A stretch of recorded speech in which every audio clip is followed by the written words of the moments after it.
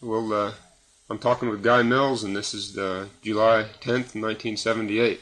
We're going to be talking a little bit about Lee Creek history. And he was talking about a cabin in Nycut, and across from Tommy Howell's place, right? Yeah, you want to talk about the same house, huh? Well, I don't know who built it, but the cemetery there, I'll give you an idea who it is, built that house.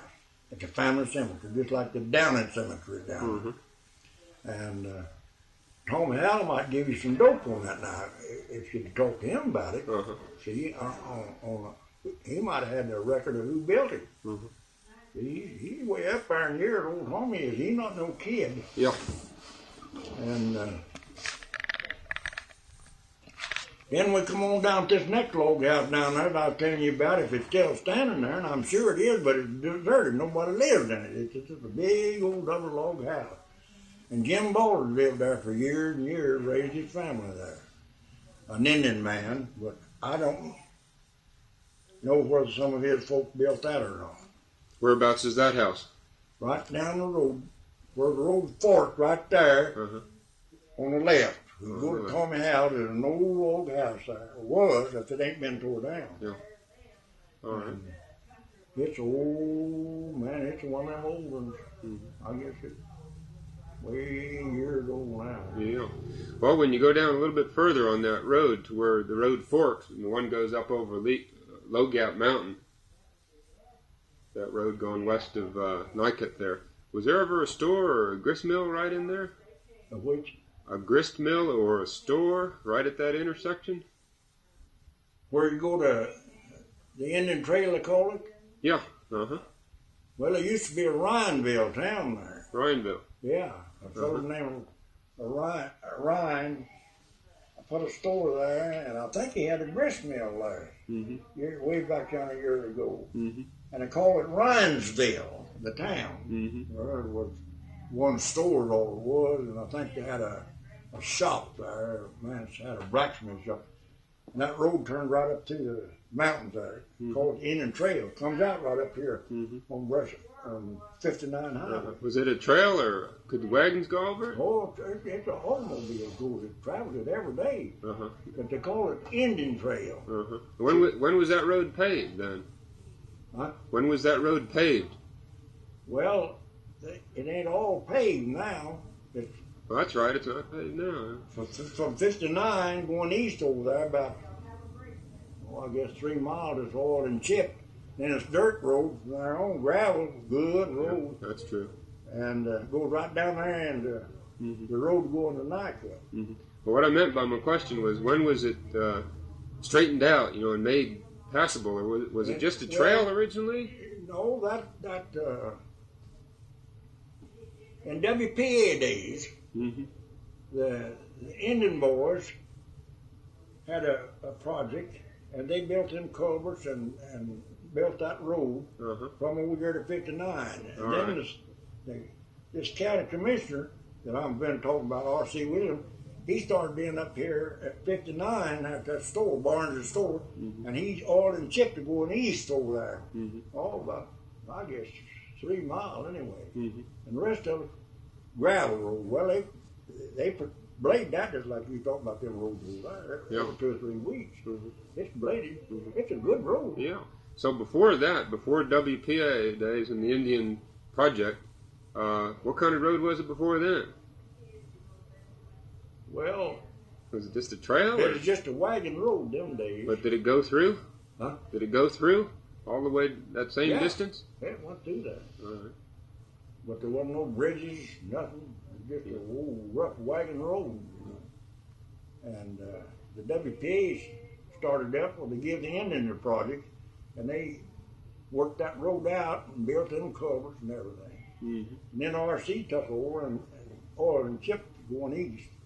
And they still keep it bladed. Yeah. It's a good road. Country road is like them over at Short. Yeah. Country road. Well, how many houses was there in Rhinesville at that time?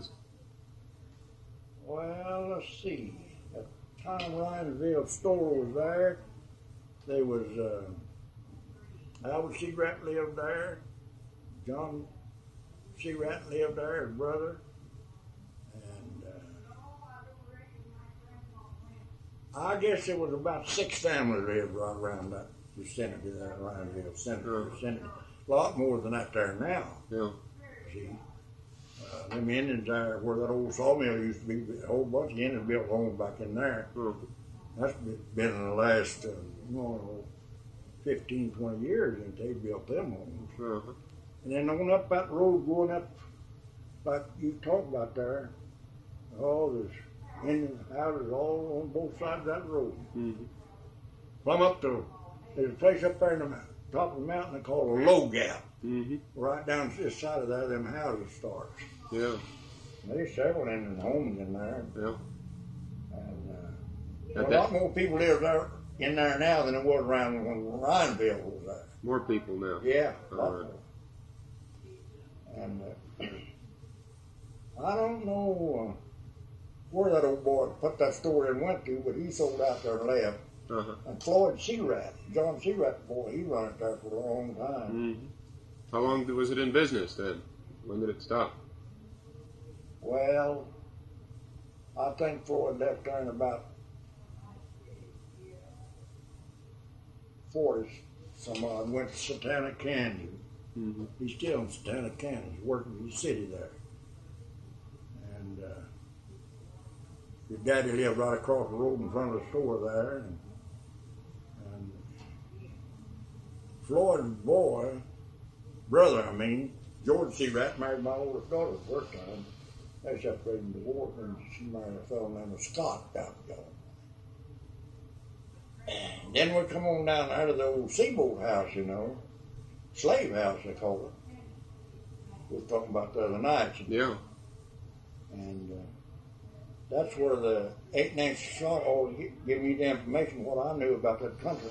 Except my father-in-law told me a lot, Andy Rogers. Andy Rogers, yeah.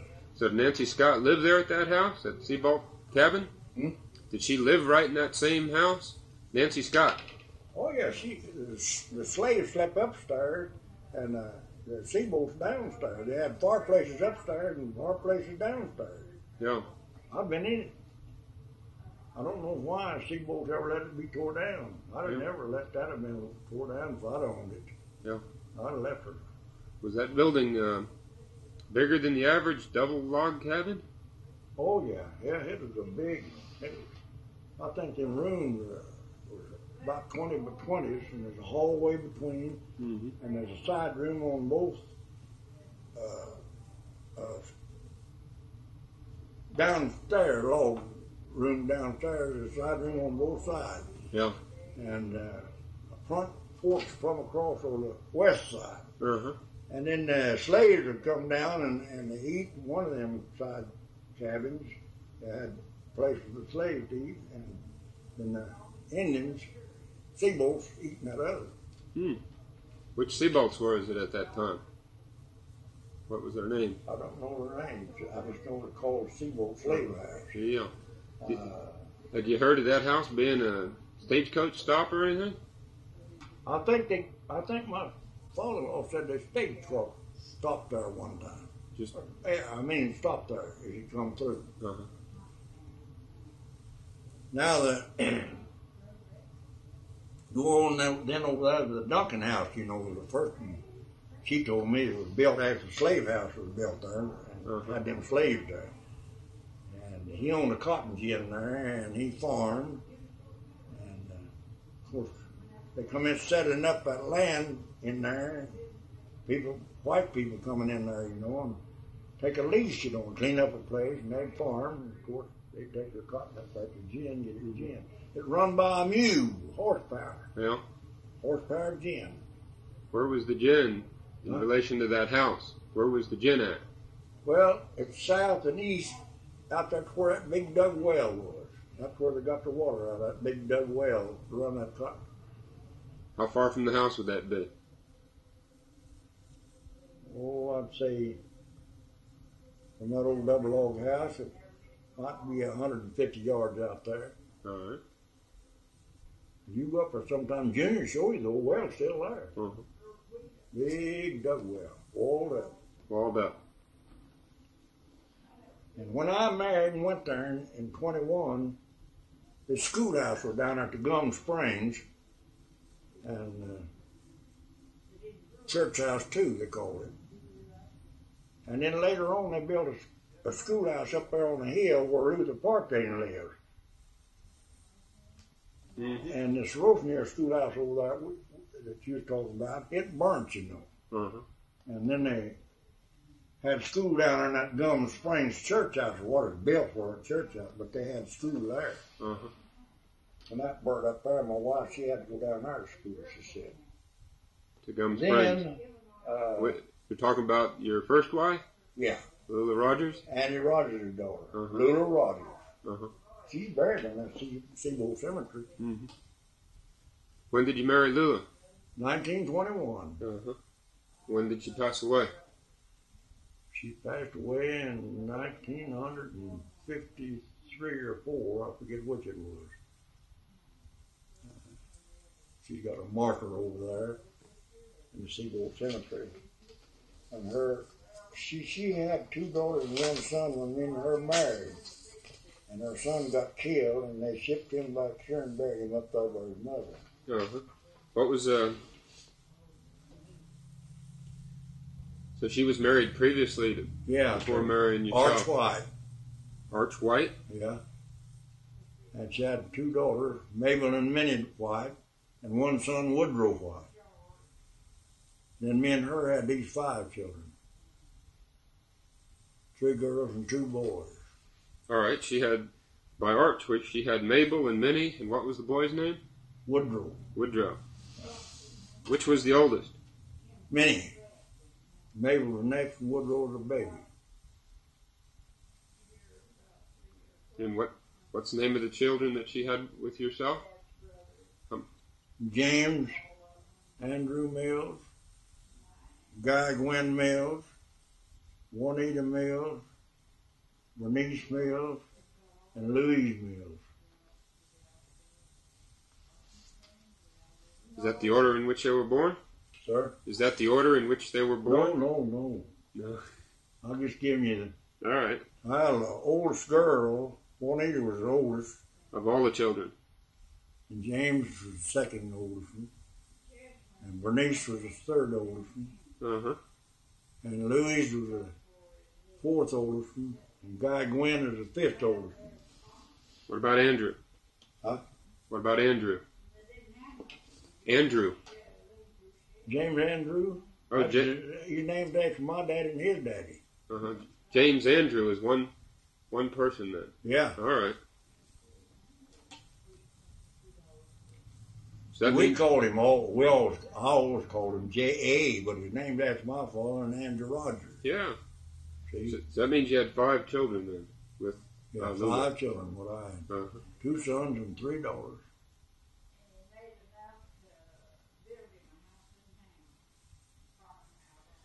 Were the Mabel and Minnie and Woodrow, did you help bring them up? Yeah. Yeah. Yeah. When Lula remarried, then the kids moved in with yourself? The 2 girls were married, but Woodrow he had been married, but he was single when he got killed. He got killed, a truck run over, one of them big truck run over his car out there and killed him, California.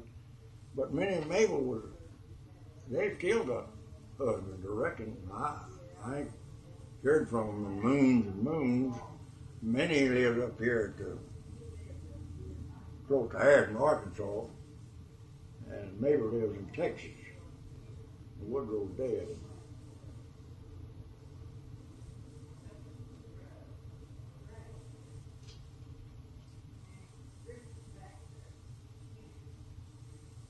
What was your father's name? Huh? What was your father's name? My father? Uh-huh. James H. Mills. James Howard Mills.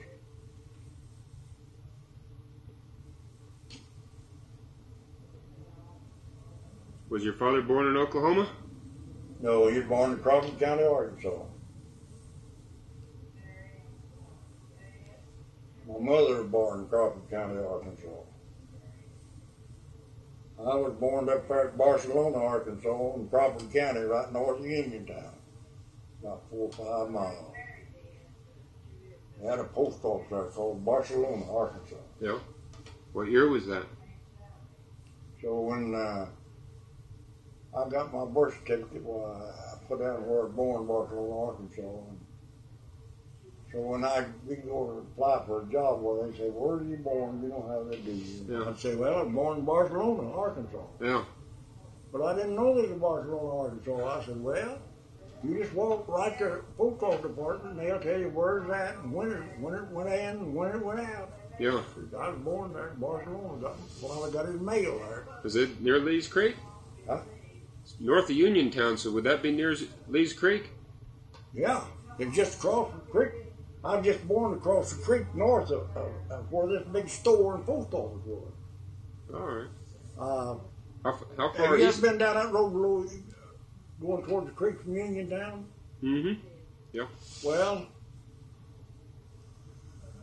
I forgot that guy's name that lived down there on the old Comstock place. The old man Comstock had this store and post office, and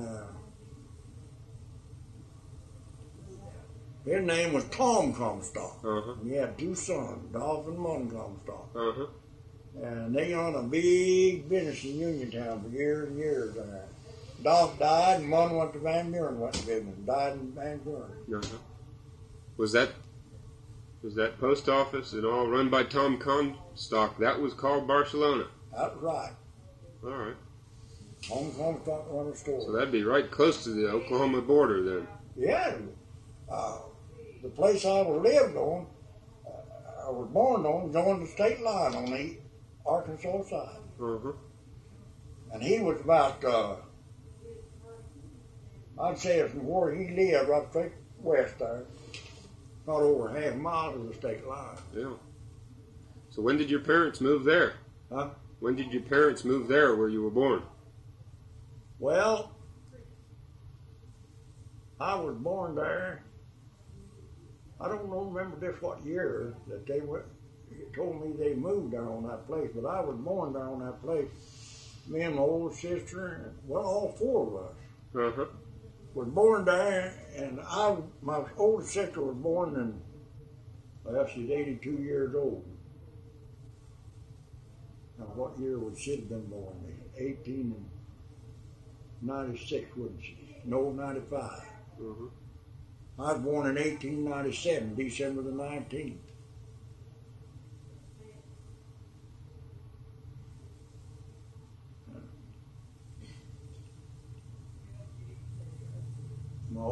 My youngest sister is 77 years old. Last April. I don't know what year now that would have been, what her born in. 1901. Huh? 1901. She's 77. It's 1978. She would have been born in 1901. 1901. Yeah. And my youngest brother, he, in that picture right there by my father, was the youngest one of the bunch. He was born in 1905, March 20th, and my daddy was born March the 4th.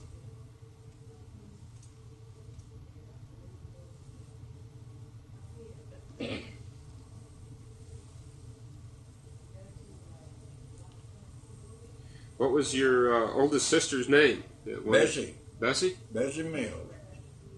And the youngest sister was Rosie. Rosie Mills. And your brother? My brother? Yeah, his His name? name was James. After your dad. Yeah, he named after my father.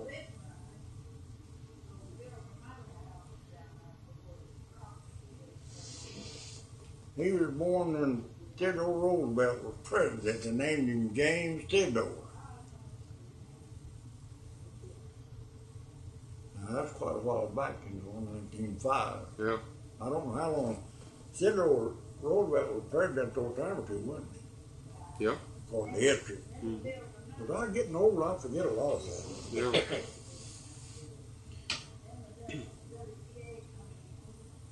Well, do you know where Bessie was born? Hmm? Bessie, your sister. When was she born? Where was she? Well, she was born right there where I was born. All five of us. All of you were Yeah, born right there. So born that means the same house. No, wait a minute. Back up a minute. we had a little rent house called it out west there, and my mother and father lived in that little rent house when my young sister was born. Older. And, but it wasn't any further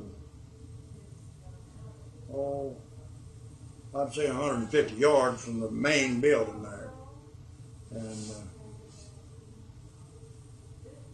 Grandpa Mills taking some of his grandchildren, and they was living there with him that year that she was born. And then he moved to Uniontown and sold my daddy this place. The place belonged to my grandfather, John B. Mills. Then he moved to Uniontown and sold that place to my father. And then he moved out there. That's the Comstock place. Sir? The Comstock place? No, the Mills place. Is it, where is that in relation to the Barcelona? Well, it's just across the creek from Barcelona. North side of the creek? It's on the west side of the creek. West side of the creek? Yeah, creek runs north and south there. It's on the west side. And that land laid again, joined the Arkansas and Oklahoma line. Uh-huh. My grandfather owned it, and he lived with my mother and father there for years. Mm-hmm. And then he had 2 grandchildren, I think it was, or 3, that he'd taken in, and they moved out there in that little rent house. And then he sold that place to my father, uh-huh. John B. Mills. And he moved to Uniontown, bought him a little house out there, and kept these children with him, grandchildren. Uh-huh. Yeah.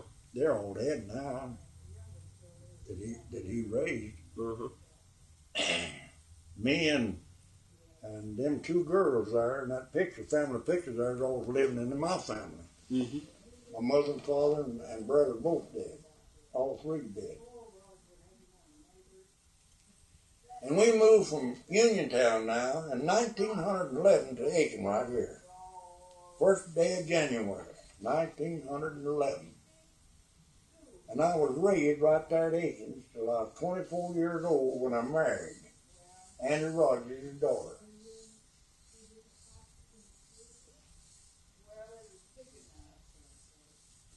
When you married, where did you move to then?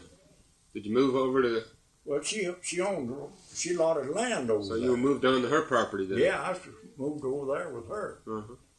And raised her family there. And it's right, you know where the old Steely house is, right over the hill from the church house? Yeah. Well, there's a road there with cedars on each side of it out to where the house was, where I raised my family at. Uh-huh. But my sister, when she bought it, she had it tore down. Mm-hmm. And Ellison put it was out, that 10 acres was out by itself. It wasn't fenced in with other land. And so that would be about 100 yards or so north of 101 on the road. North, yeah. You know, it's north, but it's not the road that goes to the post office, though. Huh? It's not on the road that goes to the old post office. No. It's just a little bit east of there yet. You see, it was just about 100 yards from 101 out to where this house set that I raised my family. Yeah. And you may have seen that slab there where that trailer house was. Yeah, all right. Well, that road used to go right out, straight out there. My mailbox sat there on the road. Uh-huh. How old was that house when you moved there, when you married? Well, it was built in 1914. And at that time, it was the best house in that country. Uh-huh. It was a 4-room house, and it had a steep roof like that.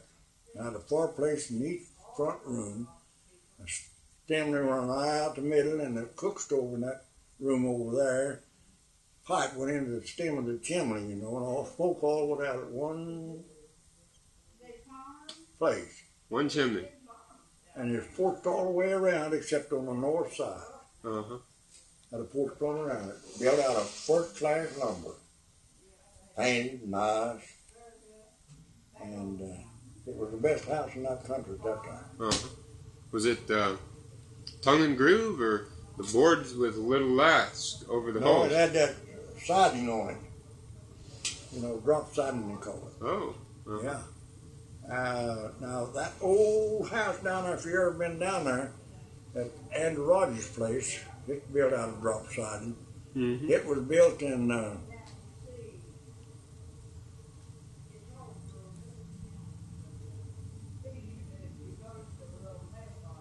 when I married in 21. I believe Andy told me that house was built in 1919. I'm pretty sure it was 1919. Augusta could tell you the year it was built. Mm-hmm. She was born there in that house and raised there. And now she's out right south of there in a little Indian home, brick home. Mm-hmm. No, it ain't brick. They went to bricking them since they built hers. It's got some kind of I guess it's masonite siding, I imagine. I don't know. Yeah. But it's a pretty nice little home. Uh-huh. And then she owned that Andrew Rogers' land. And Augusta did. yeah, Uh-huh. she owned, she owned 40, 2065, 1075, 85 acres. Mm-hmm. There was 35 acres. No, let's see. Yeah, there was a 20 and a 5 and a 10. 35 acres that belonged to Lula, my children's mother. Mm-hmm. And under this 15-year law, Augusta taken away from her. She got the whole thing for nothing. Hmm. How did that happen? Oh, that just happened just 3 or 4 years ago. You stay on a piece of property 15 years and pay the taxes on it and get children. Uh-huh. That's Oklahoma law. And so she waited, she lived there 15 years and paid the taxes, and she just took over. I see. Of course, my children, I don't think they worried much about it. Well, when you moved into that Lula Rogers, or home place there in when you married and moved into your wife's house there, had anybody lived there previously? That was our house, or? Her and her first husband lived first there. husband. He built it new. Oh, her husband built it. Yeah, Yeah, all and right. then they separated and divorced, and I married her Uh-huh. in 21. Now, they built that house in 14. Uh-huh. And he left, and they never did hear from him. They don't even know where he went or anything about it. Hmm. All of his folks always told her that they didn't know where he went. He's pretty bad to drink and gamble, and Mm-hmm. he might have got out somewhere where he got killed. You Yeah. know what I mean? Well, at the time when you moved in over there, was there any houses up there north of that old log cabin? The Andy Rogers log cabin. Was there any houses further up north? Oh yeah, South of the creek? There used to be houses up there. They're not there now. Uh-huh. There was a one log room house right north of the old house down there now, and they called that the rent house up there. Whoever rented the land to had a house to live in. Uh-huh. Then right on around there was a old Jim Scott place. R.C. Scott allotted it, his boy. What I was telling you about living up in Adair County. Yeah. And that house burnt down. Where was that house located? In regards to the creek and Creektown Bluff. Whereabouts was that? That R.C. Well, Scott house. We crossed Cedar Holler and went up there, and where the road went around, the house set up on the hill there, and the road went all around and crossed Lee's Creek, went over, and then there's a road right up in front of this house, went up on top Creektown Bluff to Uniontown. Uh-huh. You remember some of the folks that had lived there? Oh yeah, on this old Jim Scott place up there. Or well, I know different ones. The first one I ever know living there was Sam Irvin. And Then he made 2 crops up there, I think, and then he moved to Union, back to Natural Dam. And then Simon Armour lived there. He had, I don't know how many children. He had, most of his children were born there. Mm-hmm. And his wife lives there now, and right across the road from Opal Armour. yeah, Opal Armour. That's Climbing's wife. You know, he committed suicide.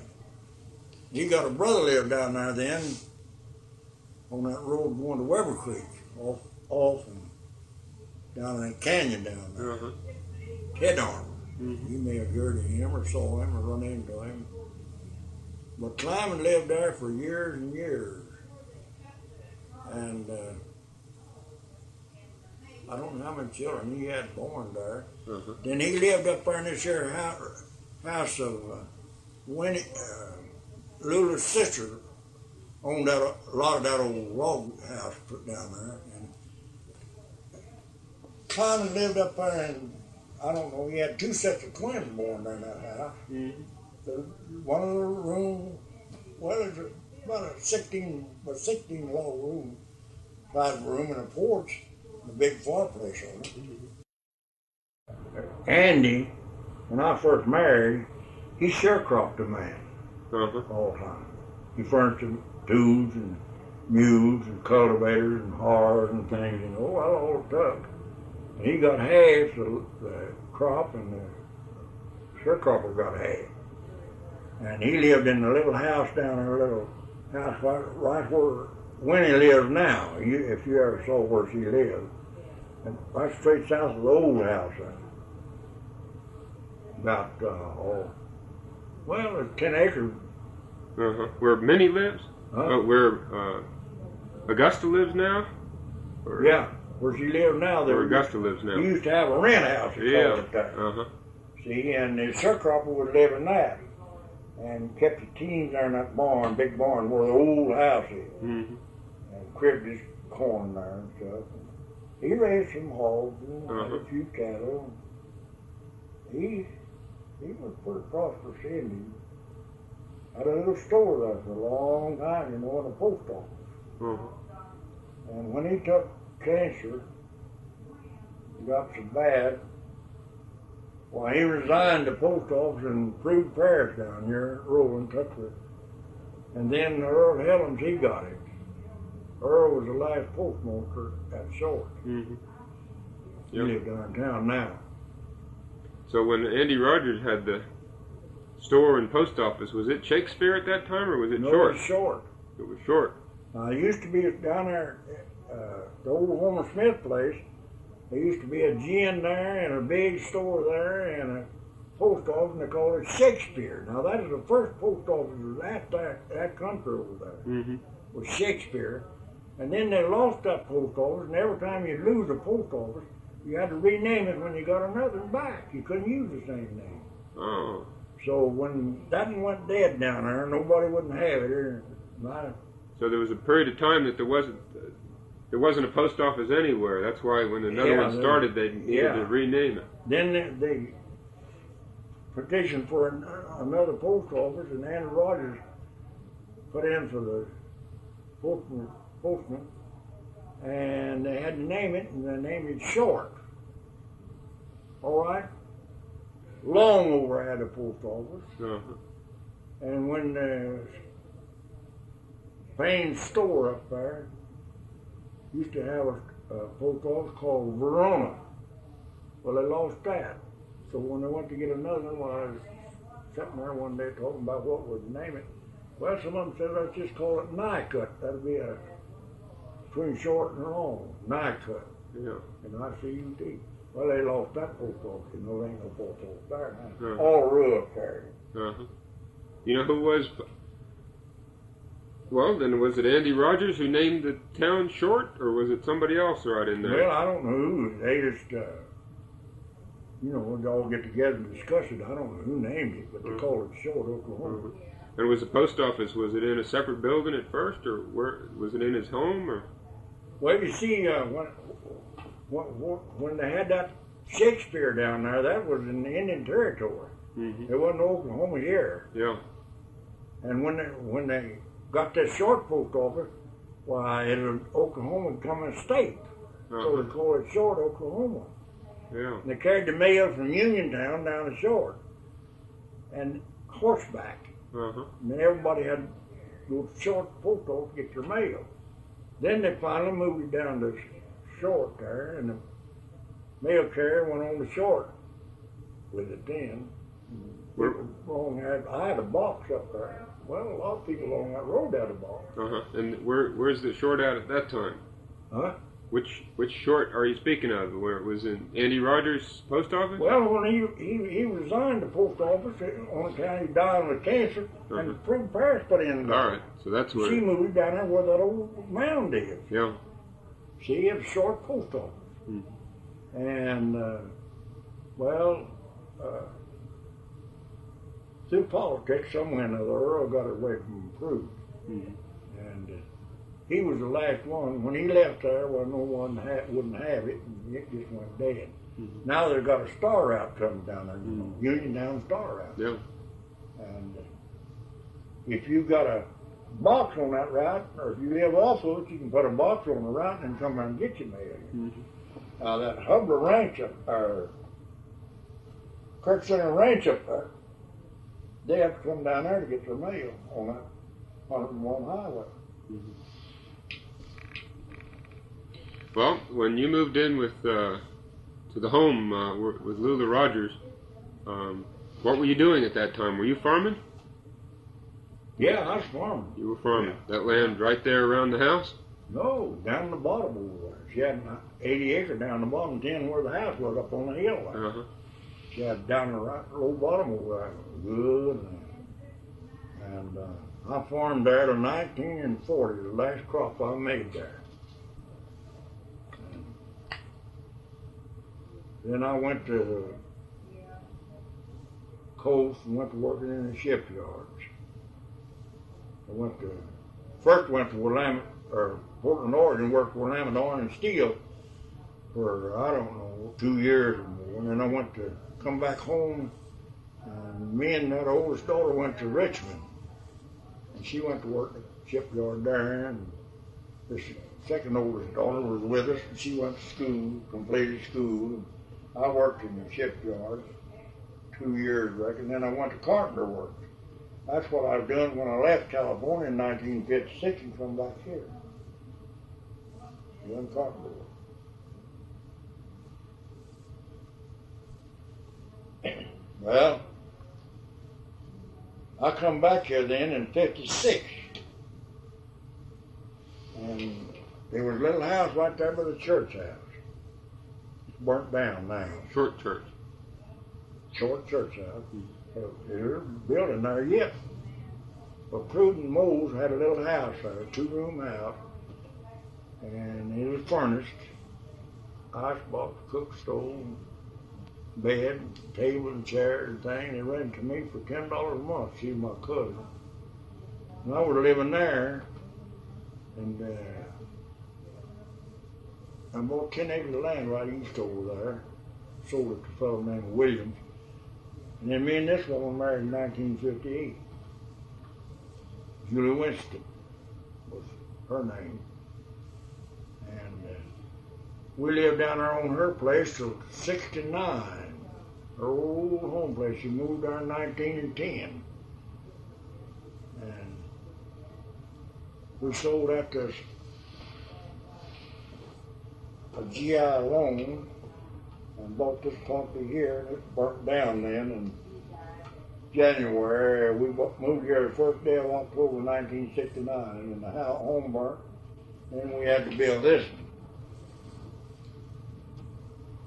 one we're living in now. And we got too much work there to do. We ain't able to take care of it. We're going to have to settle this. Move down, we want something that they keep the buildings up. I mean, the lawns and everything. She's worth 8-9, and I'm no good for nothing. And she's all crippled up with rheumatism. So I don't know. Well, when you moved back from California to the Short Church area, Where was that house at? You know, there's a couple houses around that hill where that short church is. Right south of the church house. Right next to the highway? Or down from the hill on the south side? Oh, no, right in front of where Earl Helms used to live, right across the road there. There was a church house there, and this little 2-room house and a porch on it. Mm-hmm. And that's where I moved to when I come back from California, 56. I bought 10 acres of land over there for Louis Stipe and gave him $250 for it and cleared up about a quarter of an acre and put it to strawberries. And the first year me and her was married, we picked $900 worth of strawberries off that quarter of an acre. And then the next year we picked $400 or $500 worth. And the third year, well, she picked out, I don't know how many crates. Her and her neighbors just sell them here, whoever wanted, didn't take them to market. They were getting up. And I sold that 20 acres, or 10 acres. I got $2,000, my share of it. A real estate man sold it for $21.50 and got $1.50. So, her home place down there was pretty bad, racked up and run down. I turned in, put a new roof on it, made it modern, and fixed it all up. And we lived there till 69. Did you farm down there, strawberries or anything? No. We had a big truck patch all the time, and she had about, I don't know, 12, 15 cows, and me and her married. And then we raised and added some to them, you know. And then we sold out of the cattle business down there in about 67, I think.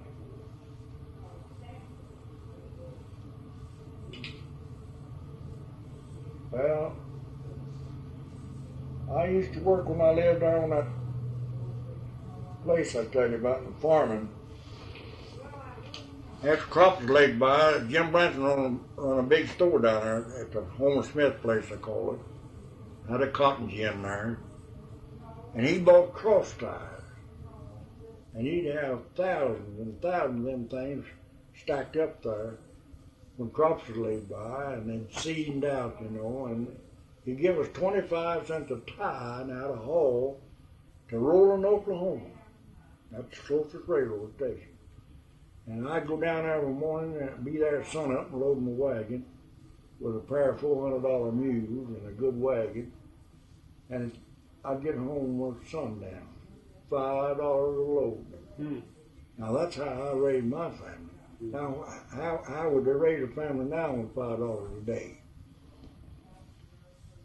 $5 wouldn't go very far today. And I never was on WP. I was never on no government relief of no kind. I made it by my fist. I believe in every tub sitting on its own bottom. I don't believe in taking money from you to give it to me. I ain't got that. I just don't believe that. Every man's born equal according to the Bible. You come here without anything and you're going away without anything. And I glory in a man's spunk that's got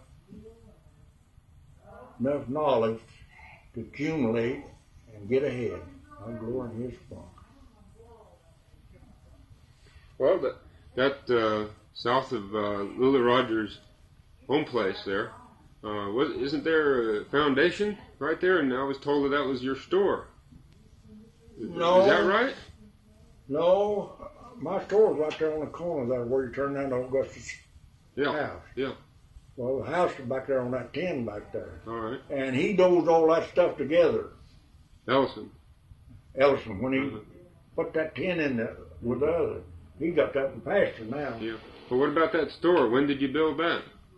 I built that in 37.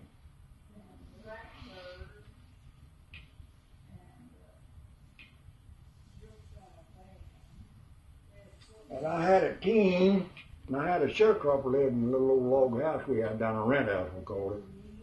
And he farmed there in 37, 38, 39. And I went out of the store business. Well, I made the last crop I made there in 40. That's when the war was going on, you know, and everything was moving. And And so I went out there and went to work at the Willamette Arm Steel, Portland. Stayed there 2 years. This oldest boy, he went in the Navy while I was at Portland. I went there in 42, I guess. He went in the Navy in 43. Mm-hmm. And he lives, all my children now live in California, every one of them. Every one of them owned a nice home. And, well, we took them pictures in the youngest daughter's home. Yeah. And he pays $2,500 a year taxes on his. Hmm. A lot more than we pay around here. A lot of taxes. I don't know what people do with that. Well, they couldn't make it here that way. Mm-hmm. They just couldn't make it. Of course, he worked for the airlines down at Oakland Airport. And she works for General Foods. She packages a coffee that makes a cup of coffee, a little plastic bag, you know, on the airline. Mm. That's what she does, packages coffee with General Foods. And that's James Andrew's wife. Huh? That's your son, James Andrew. No. His wife? No, it's Louise and Tommy Rogers. That's All right. his name. His name, Tommy Rogers. And he made the week before I left, coming back last July, with his overtime and all, he made $1,000 that week. Hmm. Of course, now he didn't bring all that home with him, understand? Yeah. Of course, she's a worker, he ain't got no dependents. Mm-hmm. See? And they cut that check, you know how they do that. Well, is he a Rogers from California, or is he a Rogers related to No, Andy? he's a different Rogers. He's a Portuguese. Not from around here at all, then. Oh, no. No, he's a nice old kid.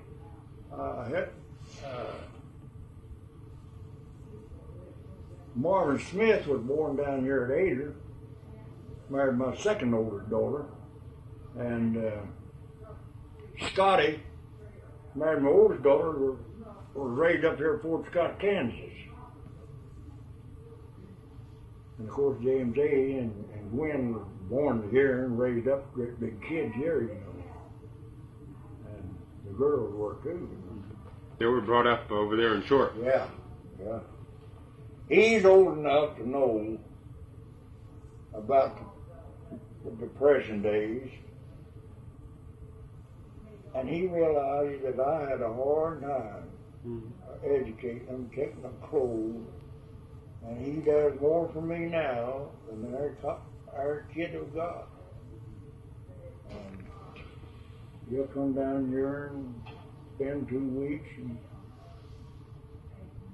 he'll get ready to leave, and he'll tell my wife, well, I left you a little money in there to buy your present with. He leaves $50 or $75. Mm-hmm. You're ready to leave, you all give me $100. Yeah. And he's what I call a conservative, but he don't do it out of nothing that he wants. He buys anything he needs and wants, he buys it. Mm-hmm. And I'm not bragging and boasting, but he can cash out tomorrow for $150,000 if he wanted to. Property. What's he do? He's worked for Bell Telephone Bell Telephone. 29 years. And she's a school teacher. Yeah. His wife is. Now you're talking about James Andrew. James Andrew, yeah. Uh-huh. That's right. That boy right there. Yeah. Well, all of them, well, not bragging or boasting, but all of son-in-laws is well to do. Mm-hmm. So I ain't got nothing to worry about my children. Not a thing in the world. Yeah. Did any of your children marry people from right around here? No. No? They're all out in from out California.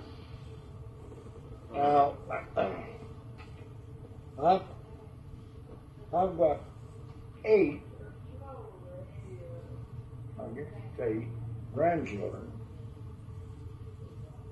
And I got 2, 4, 6, 8. I got 12 great grandchildren. I got a grandson that works for the Cumming Diesel Tractor Company, staying in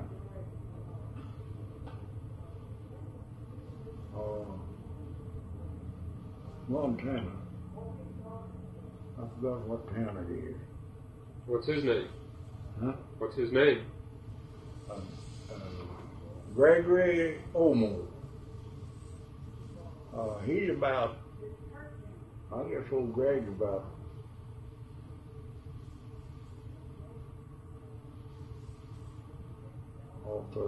32 years old, I guess. And he used to work for the Caterpillar Tractor Company there in Richmond. And he quit his job and went up the mountain and lived a year and sort of went hippie, I call it. His hair go out, you know, and his beard, you know. I guess he spent all he had, you see, and come back down there and went to work in Richmond. And while I was out there last year, well, they found out somewhere other in town and called him. I want to know if he wanted to go back to his old job working for him. And he said, well, he said, I wouldn't mind going back to work for him, but he said, I wouldn't just walk off and leave my job. He said, I'd give him 2 weeks' notice. I'll give him 2 weeks' notice, come on back. Mm-hmm. Well, he's getting $25,000 a year there. And so my oldest grandson, by this oldest daughter, he called me on telephone one night and talked 30 minutes. And he said, you know what, Grandpa, what happened to old Omo? And I said, no. He said they transferred him to Billings, Montana, and give him $60,000 a year salary. Now, can you picture that? Well, getting back to that store that you built in 1937. Huh? Getting back to the store that you built in 1937. Yeah. What kind of building was that? It was just built out of native lumber. It was 18 feet wide and 28 feet long. Yeah. Shelves in it and the one counters in there. Just a little grocery store is what it was. General store? You have household wares or just food? Huh? Was it a grocery store or more of a general store? No, just groceries. Just groceries. That's all I sold, groceries. Uh-huh. And I bought eggs, you know, from bring in eggs, you know, I'd get so much a dozen. Send them down, I'd get so much for them, you know. I'd like maybe 2 cents a dozen on them, you know. Uh-huh. Were local folks producing chickens and yeah, and people eggs? living down there, you know, had chicken, you know, had bring eggs to the store, trade them for groceries. Yeah. And I had 5 or 6 pretty good customers that drove the welfare checks, they called it. Mm-hmm. Of course, I sold quite a few groceries there. I could make a living out of it. Uh-huh. Couldn't make no money much out there. Where was the other store at that time? The other one, down there where the mound is. 37? Huh? In 37 it would be by the mound, or would it be down by the river? No, it was down at the mound. Uh-huh. 37. Yeah. When did it get moved from the down by the river up to the mound? I don't remember what year that it was. Uh-huh. So your competition was the Paris family then, when you were in the grocery business? Yeah. I couldn't. Then Earl Helen finally put in a store right there where Bush Jeremiah lives now. Uh-huh.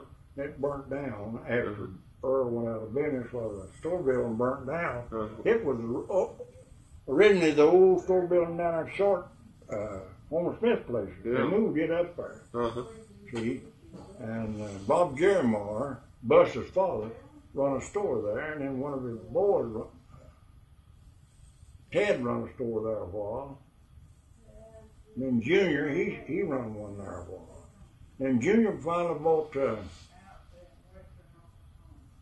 Crude and Mold sold their store and stock of goods to Earl Hellen's brother. What's his name? Adrian Helen. And so he sold that store to Junior Jeremiah. Mm-hmm. One lived up north of Yeah. And so at one time there were 3 stores going at the same time? No. See, when Earl went in business up there, I'd done closed up there when Earl Helen went in business. And he run over there, I don't know, quite a while after Moulton Food sold out their store. He run that store over there, so you ought to go down sometime in town and talk to him. He might tell you more than I think he could. Yeah. Well, what year did you go out of business there at your store? Well, I guess it was 40, I guess. Yeah. Lasted about 3 years then. Yeah. I sold out, stock of goods, just sold it out, you know. And after I went to the coast, my wife, she sold that store building. Some of them, they tore it down. I don't remember who she sold that to. But they tore it down and got the lumber out of it. I guess some of the old foundation's still over out that Yeah, way. it is. Yeah. Well, before I turned the tape on, you told me a little story about that 1936 drought. Was 37 that bad also? No, wasn't that bad in 37. That's the year. 36, the second Sunday in April, it come a shower of rain on me going from Lee's Creek Bridge up to where Sam London place was up there on the hill, you know, where the crossroad is. And then wet me in my shirt sleeves. And I was going over to their sawmill, and it had a big skin ball haul out of it, skin ball come down through and go down through Muzzle Country. And it never rained no more than in September. Last days or the first days of October. I don't remember for sure which it was, but if it ever rained another drop, I didn't know it. And a guy had my place rented down there on a creek. Had planted that bottom land about the first days of March. What did he plant? What did he plant? Corn. And I got 4 little wagon loads of nubbins. And a lot of them didn't have a grain of corn on the cob. But I had enough so I fattened them big hogs I was telling you about. And 6 of them weigh 300 pounds a piece. Rented up 55 gallons of lard. I had meat and lard, milk and butter and stuff floating. And then the next spring, I put that little store in over there on 37. And I had my team plow tools, and I rented it to a boy and made a shirt crop in 38 and 39. And he got, he got to work to buy him in a team of his own, you know, and a couple of milk cows, and he went to do it for himself. And then 40 of them, I sold out in 39, that grocery store in the fall and winter. That winter I sold it out. And the next spring I made the last crop I ever made. And 40. And that's on the 80 acres at Lula Rogers. Down in the bottom. She logged it. Was that north? No, right straight west of where I live, right over the hill. You know where the Ellison house is down there? Rogers' home place? 4 log houses Ellison owns now? Yeah. Well, mine's land, her land was right west of that. Right west of that. The section line runs right through that field. Yeah. And she was on the west side of the section line. Had 60 acres there and 20 up across the north end of her daddy's land. And 80 acres and 10 where the house was, where we lived up there on the hill. What were the fellows' names that you were sharecropping your land with? Floyd Smith, sharecropped 2 years with me. Yeah. And he made a good crop the last time. He bought him a couple of milk cows and 2 brood sows and a wagon and team. And he went to doing for himself. I don't know whether he's living now or not. Did you provide him a place to live at that time, or did you provide him a place to live at that time, or did I had a little old log house right straight west of the big house up there. Oh, it's about 100 yards down there. I had a side room and a log room and a porch on it and a well of water. And that's where he lived. He didn't cost him no rent. He just lived there and made a shirt crop. And that's west of the Andy Rogers cabin then? Is that west of that, the double log cabin? No. west of where I lived over there. Oh, west of where you live. Over that 10 acres. Okay. See? Well, I didn't know about that house then. Huh? I didn't know about that house. Well, it ain't there now. Yeah. See it? Old and Fred bought that in, I don't know what year it was now. They bought that off the children. And she had me to tear the house down in 56 when I come back here. Mm-hmm. I stacked it up down there and was going to repair that double log house with it. And I covered it all up and rolled the sheet iron off of it, and it all just laid there and rotted. Yeah. Well, when you moved into that area, after you got married with Tallulah, all that area around that house, was it wooded at that time, or was it open? No, it was wooded. How far down to the west would it have been wooded? Down to the road down there where it goes down the hill to the old Rogers place. Oh, that's still wood, ain't it? Pretty close. Yeah. A little section in there is, but Ellison cleaned all that up and it's all brushed over. He cleaned north of that section line running east and west. He cleared that all out of Winter Rogers land and put it in moody grass. Yeah. Well, the land that you planted, and you had your sharecropper work, did that ever get flooded by the river? Oh, yeah, it had been flooded a lot of times. In 27 it flooded. I remember that was a big, it come right up to the yard there, that old double log house. It did?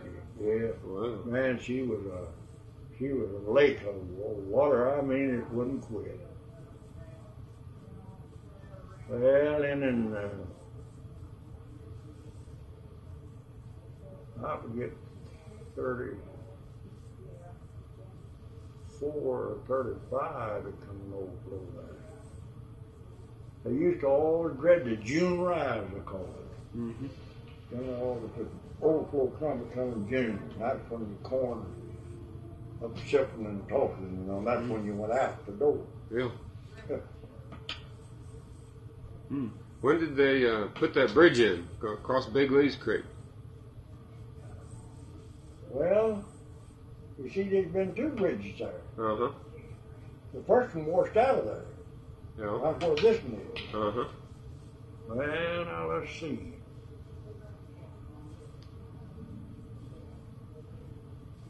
It must have been in 25 or 24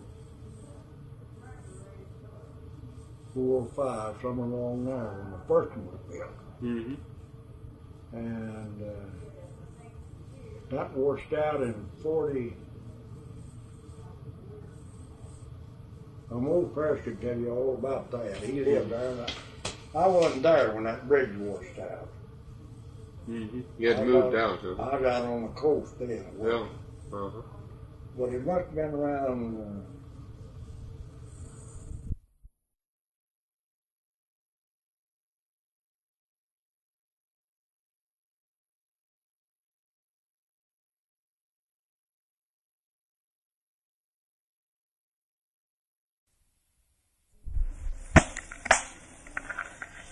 So he went up there and he bought off his Wheeler,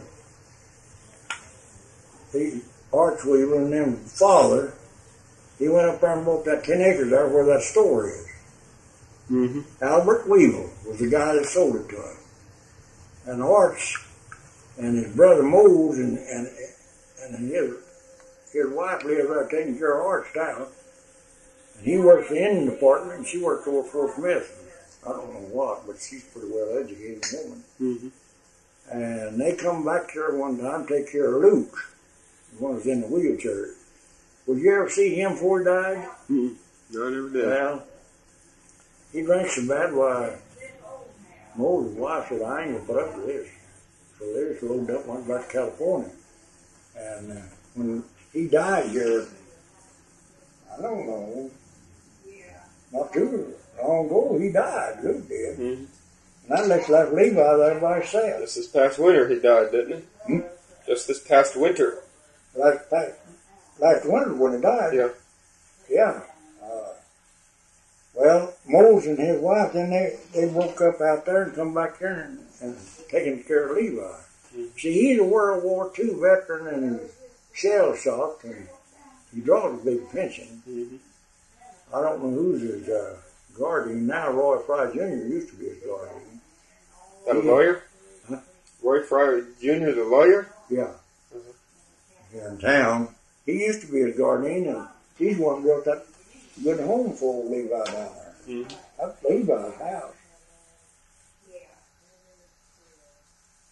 Well, when Andy Rogers had his post office, and you were living there farming the bottom, that road going up past the post office and past that old log cabin going north over the creek, going to Oakdale. Was there many people living up there in those times? All around Oakdale, there's a lot of people living there then. Yeah. Yes, I don't know, 5, 6, 7 different families lived up there. Mm-hmm. Where was the majority of the people living? You know, where in which They're location living were all they? up and down Lee's Creek. Yeah. Yeah, there's homes all up and down there, farms, people farming, you know. Uh-huh.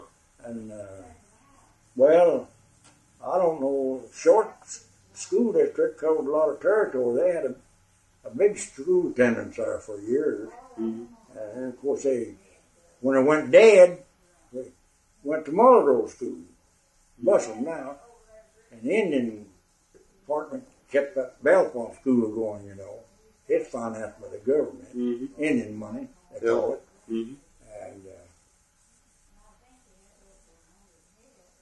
they go to school there, they're ready for high school, and then they go to Mullerdale. Uh-huh. So the Oakdale School, is that, you know what year that school started? Oh, Lord, no. Was it started when you moved in there? Yeah, that is, my cousin down here at Mullerdale now taught school 39 years. She's been retired, I don't know how long. And the first school she taught, she lived down in the canyon down below Oakdale Schoolhouse then. And in 36, they built that rock schoolhouse, I know that. Mm-hmm. And I don't know what they ever done with the old, here's a wooden frame building, you know. I don't know what they ever done with that. All that Bert Morton lived up there, and Henry Hart, and Monroe Stevenson, and Leonard Mitchell. I don't know how many people lived up there around Oakdale, they call it. Uh-huh. Of course, it's just like all the rest of the country schools, they just finally, yeah. Yeah. Were the folks up there going to the store down to Andy Rogers' store and Oh, they come out to the post office to get their mail. uh-huh. He had a grocery store. He sold groceries there when I was there. And had a pretty nice little grocery store, too. And the post office.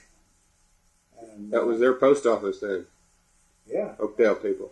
he's the one who got the Short post office. Had it for years and years and years there. Uh-huh.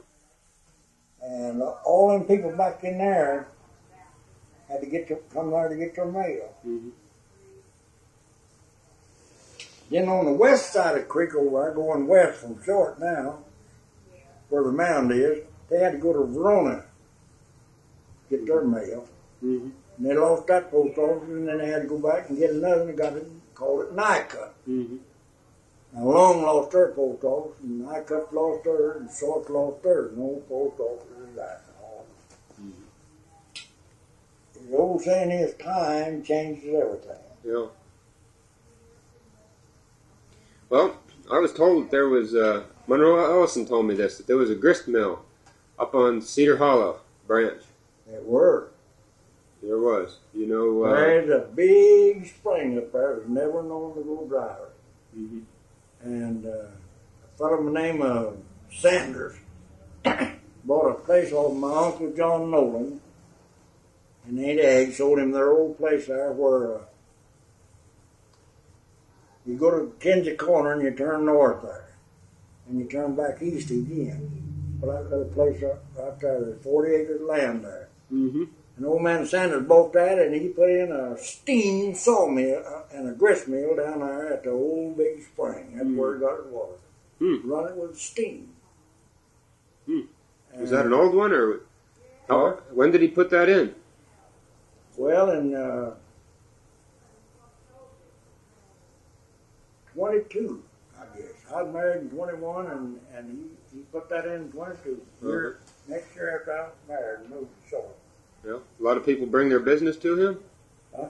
A lot of people bring their... Oh, he sold lumber, and man, you had to take your meal iron. There's always so many there, you'd have to wait till your turn comes. Yep. Get out there, and he'd give you a tag number, you know, and put the tag number on your sack. Yeah.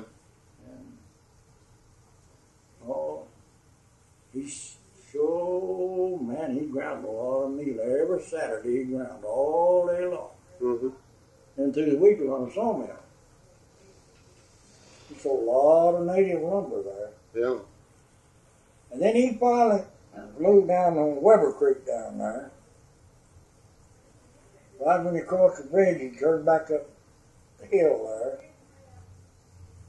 What bridge? He run the sawmill there. And I believe now that he was living in a tent then. Anyhow, there's a wash stand out there on the shade of a big tree. And he went out there to wash, and lightning struck that tree and killed him. That was in 26. Hmm. And I was freighting at Uniontown then, for those merchants lived out there at Uniontown in 26. And they got me to bring his casket out from Van Buren. And where they buried him, I don't remember. But, Well, when he moved down by Weber Creek, did he take the mill with him, or did he leave it up there? no, he moved that sawmill down there in Gristmill. So it was He only was running that down there when he died. so there was only a couple of years that it was up there in Cedar Hollow then, Yeah, and it wasn't one there before or after. no. Wasn't nothing there before or after that. Uh-huh. Whereabouts down in Rocky Point area did he move it to? Huh? You said he moved it to the other side of the bridge, but I don't recall a bridge being down there by Weber. Well, where the bridge is now, there was just a ford there to cross through. A bridge over Weber Creek? Big Lee's Creek. Oh, ain't you been to Van Buren from Uniontown? Oh, you mean in Arkansas? Right, that's right, Oh, over in wa- Arkansas. Way up in the Weber Yeah. Creek. All right. Well, when you cross that bridge there was just a ford there then, like it was in all them road, country Yeah. road. Okay. Well, right around there, when you turn back, I'd say east, of course a little south, well, right there on that hill there, that's where he had this grist mill and sawmill. All right. And I believe now that he was living in a tent there, going to build him a house when this All right. lightning killed him. Okay. And I know they stopped me there. I was going to town after load of freight, and they won't about to bring his casket out. I told them, yeah. He did. And I thought, that's where they buried that man at. I don't know. Well, when you were running freight, were you running freight from Uniontown into Arkansas? Well, I was running from Van Buren to Uniontown and back. Uh-huh. Hauling freight out of Fort Smith. And them stores, there's 5 stores there then in Uniontown, Yeah. 26. And there's one little old store there now. Yeah. Where were you living at that time? I was living in Uniontown. Yeah. I had this boy talking about sharecropped the last 2 years for me there and got up on his feet and bought a settlement. He worked for me down there on my place and lived in my home house down there, but he just worked for me by the month. I kept my teams in there. Mm-hmm. And I bought a new Ford, 1-ton Ford truck, 26 model. Bought every Sheridan in Van Buren. Now, things have changed. I'm telling you, it's pitiful to what it was back in them days. Mm-hmm. I tell you, people in them days was happy. They visited one another. Mm-hmm. And now, you don't want to get acquainted with nobody, and they don't want to get acquainted with you. It's just hog-eat-hog now. There ain't nobody now got any. I used to ever. When I was growing up, when we was on the farm, every Saturday night, if there wasn't somebody coming selling out of us with a wagon team and the children and the family, we went to some of our neighbors. Mm-hmm. That was our routine. Yeah. Well, maybe this week, sometime first of the week, why, I would see someone from, well, Jim, we'll be over Saturday night, stay all night with you. Well, we'd be looking for him. we wouldn't go nowhere. They're coming. Well, maybe next week I'll see someone and say, well, we'll be able to see you Saturday night. We either had company on Saturday night or we weren't someone going Saturday night. Somebody else had company. Mm-hmm. Who goes now and stays all night one night? Yeah. Who goes to see a neighbor if he's sick? Nobody. They take you to the hospital. If you die, all right. If you don't, you get well, they come home. It ain't nothing like it used to be. And all trying to live for self only. You can't hire nobody to do nothing. I wouldn't care to give a boy $15 to come out here and mow my lawn once a week. But not a soul when you get to work. Not a soul. Ain't got time. I'm busy. You have to.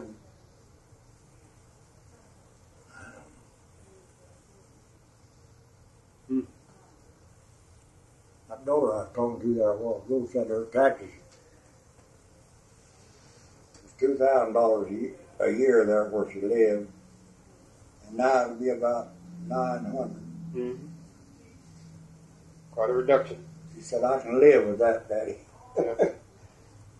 He's been with Standard Oil Company in laboratories down there in Richmond for 30 years. Yep. Going on 31 years. Hmm. Oh, this is the one that from Richmond, Virginia? California. California. All my children in California, every one of them. Everyone. Well, talking of taxes, how did they support the schools and everything? In short, how did they support the school? Did they have taxes? Yeah, it was taxes. Was there city taxes? City taxes? No, just land tax and personal. You had to pay taxes on personal property, cattle and mules, hogs, and anything you had. You had a personal tax, as they called it, and then a land tax if you owned. Of course, my wife's land was a restricted land, Indian land. Didn't have to have no taxes on it. Mm-hmm. But I had on my farming tools and my mules and cattle and hogs, well, I had to pay taxes on it. Yeah. Can you recall how much that might have been? On the average? Just so we had a little bit of reference for present day. Well, I'd say my taxes them days in 25, 26, 27 along there would run about, I'd say $90 or $100 a year on my stock. Mm-hmm. I always had lots of hogs. About how many? I kept 15 brutes out all the time on that open range over there. The open range up to the east of the house?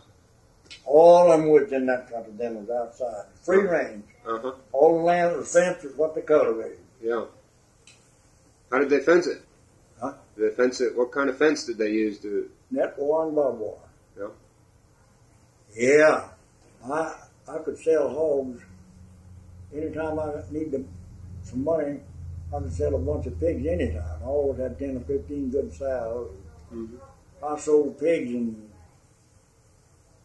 out here at the sale barn one time. I come up here and I had 8 little black Essex pigs, your ears cut right straight up, the prettiest thing you ever saw. And all of them, the guy hauled them up there for $3 a piece.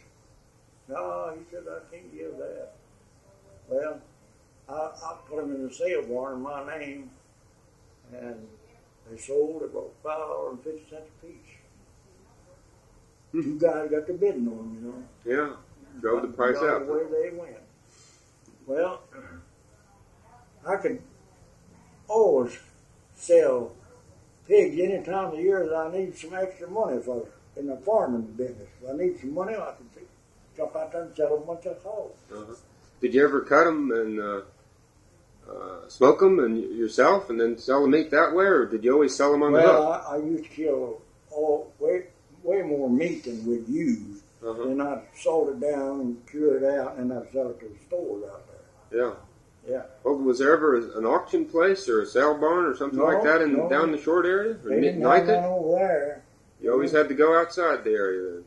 Yeah. Generally, buyers went through the country and buy your stock, and then they'd send somebody to pick them up with a wagon if it was in too rough a country, and if it wasn't, they'd get in there with an old truck or some kind. But they finally put a little sale barn in here at Southall. Homer Smith did. Man, on that big place now. Yeah. And is that the one west of the road here? Huh? Is it west of the sow barn, west of the highway, 59? Is it the same one down here? No, it's not down in the city limits down there. All right. It's up here on 59. It's been there several years, but Not as old Gilbert Tuck still owns it, the man that built it. Yeah. Yeah, we were talking about him here today. I had a neighbor come here, and he's helpless now. And if he falls, his wife has to get some of the neighbors to come in and help get him up. Mm-hmm. He fell last night. Got Ben Davis, my neighbor, come up here this evening. And she went and got him to help him up. Yeah. And he's got a ton of money. I mean, a ton of it. And she's so tight, she don't hardly want to help stay there and take care of him. She tries to do it herself, and she can't do it. He's big, heavy. Yeah. When he falls, she has to get her neighbor. Yeah. She could give $500 a month for a woman to help her there, and room and board her, and wouldn't even miss it. Yeah. He got that sale barn, and when cattle was $400 to $600 a pair here, he sold 150 head, and he didn't know what they could know were. All right, he sold a farm out there. I don't know, 50 or 60,000 out there. I would bet, if I was a betting man, I would bet if Earl Mike down National Bank down here, the president of the bank would tell you that he's worth $350,000 to $400,000. And tight, my land, they hold $1 to the legal score. Yeah. Now they can't take that money with them. Now I'd be getting some good out of it if I was there. Yeah. It's like me. I don't try to save none of my check. Boy, I spend it for anything I need, I buy. Yeah. Now, I can't take it with me, and none of them kids out there need any of it. They're worth dollars where I ain't worth pennies. Well, we talked about Texas a little bit out there. What about the political scene? Was there any elected officials of the community that made decisions for the people? Where? That lived out there in Short? Well, Bob Parrish is elected by the people who represent Squaw County and part of Adair County. I mean, back in the 20s. Oh, well, it's just like it is now. Same way. Yeah, just like it is now. There was no city officials in any way. No. There's no organized group out there. It's all done under the county. You paid your taxes, and that's all you paid. And the sheriff looked after the county just like he does now. And, of course, we didn't have no highway patrolmen. There wasn't no such thing as a highway patrolman when I was living over there. And I know I drove a car here till I left here in 42 and never did have a driver's license. And I come back from 56. Of course, I had a 4-year chauffeur's license out there in California. And so I decided I was going to stay here. Well, I come up there one day and I went in the highway patrol office up there, the courthouse. I told that guy working in the highway patrol, working in the house, I said, I want to get a driver's license. I said, when Georgia Spar? I said, I never did have one. I said, I've lived in Oklahoma ever since 1911. I've been driving a car ever since 1916. I never did own a. So, I said, how'd you get by? I said, well, I just never was bothered. Yeah. Well, he said, I better give you some literature and let you study up a while. I said, no, you don't give me no literature. I said, you just give me the paper and I'll go in there and fill them out and see if I can make the test. I missed 2 out of the whole outfit. Yeah. And I come back and gave it to him. He said, you made a damn good test not to never have a driver's license. I didn't tell you I never had a driver's license. I said, I never had the Oklahoma license. Yeah. And I showed him these chauffeur's license I had in California. I said, I've been licensed in California ever since I've been out there. Yeah. He thought something funny when I told him I never had a license. Yeah. Of course, them days, I don't guess the highway patrol was as strict as they are now, no way. Mm-hmm. Well, there wasn't near as many cars either. Mm-hmm. Well, was there an elected school board? Huh? Was there an elected school board? Yeah, you elected the school board. There were 3 members on the school board over at Short. And I served 2 terms over there on the school board. And worked 1 term over there on the election board. And see, we had a voting precinct at Short, 1 at Nycut, 1 at Long. And well, I forgot how many boxes there is in the county, but God, there used to be a lot of them. And there's still a lot of them. They got 1 there at Short now, 1 at Nycut, 1 at Long, 1 right up here at the sale barn. Across the town, there used to be this old schoolhouse right out here. Yep. And when that guy bought that place out there, he built that new home. He made that old schoolhouse a tool house. And he Tuck wouldn't let them have it up here at the sale barn. Mm-hmm. And they had 1 election up here at this little building right to the other side of the church house here on 101. And then they went back down here to Tuck's. So we'll vote down there when the primary comes up down here. Mm-hmm. Well,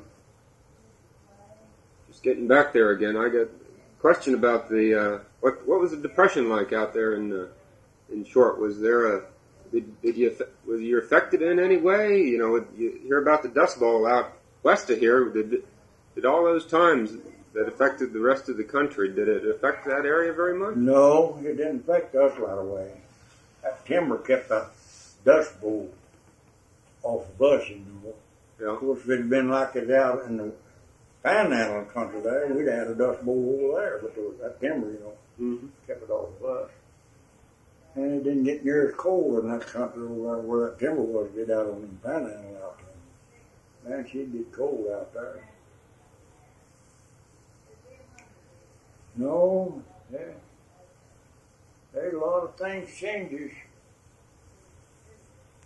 What it'll be in the next 100 years, I wouldn't know. Yeah.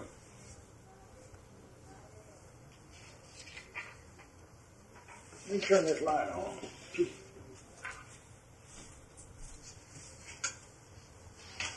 Now you see better. I don't believe I ever got your mother's name. Huh? I don't believe I ever got your mother's name. My mother? Uh-huh. Luann Mills. She was a Howell. Her mother was a Howell. And her mother and Bill Howell, his father, was brothers and sisters. And Prude and Bill Howell were own cousins. I mean, my mother and Bill Howell, Prude's mother, father was own cousin. Prude and her was second cousin, me and Prude third cousin. That's our relation. And I'll be able to either going or coming every time I go to Smith. We just live off the road. Are you related to Tom Howell at all?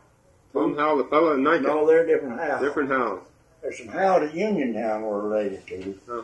But that Howell there was a different Howell. I don't know where he come from. But there used to be lots of Howells around Uniontown, but they about all died out. So, what was your mother's name? My mother's name, Margaret Morton. She married a man named Morton. She's a Howell. Margaret Howell was her maiden name. And she married Jack Morton, my grandfather.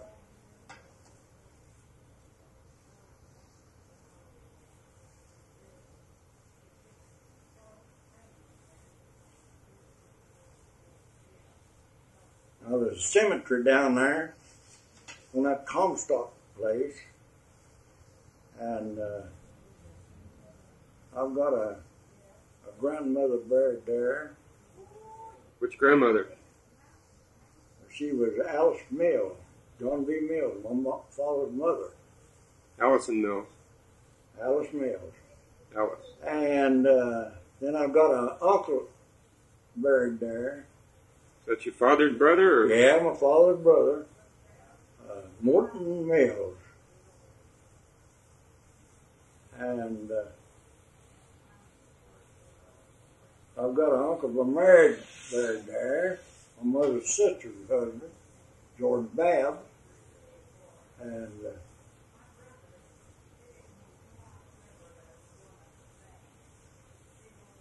what was your mother's sister's name? Ella Babb. Ella. Yeah. Is that the same family that Babb Hole is named after? Right. It's north of the Creektown Bluff there. Yeah. Right. Yeah. Uncle George Babb lived there for I don't know how many years. Uh-huh. And they named that hole of water Babb Hole of Water. Right under Creektown Bluff. Uh-huh. Where did he live then? Right on the north side there, on that hill there was 2 houses there. Uh-huh. One he lived in and a rent house down there. Mm-hmm. Well, Uncle George and Aunt Ella Babb, my mother's sister, lived he done the farming there. And Grandma Morton, my mother's mother. Margaret Howard Morton. Margaret. Yeah. And Uncle Tom Morton, her son, and Uncle Bob Carter, her son by her first husband, lived in the rent house. And they worked some land there, you know. And I don't know now, I think Uncle George Babb lived there about,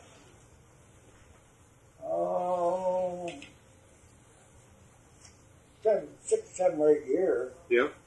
And he was what they call retired off that farm there. Uh-huh. And he sold out and moved to Uniontown and died and left Aunt Ella and 2 daughters and 1 son. That's the son right down in his children. Hmm.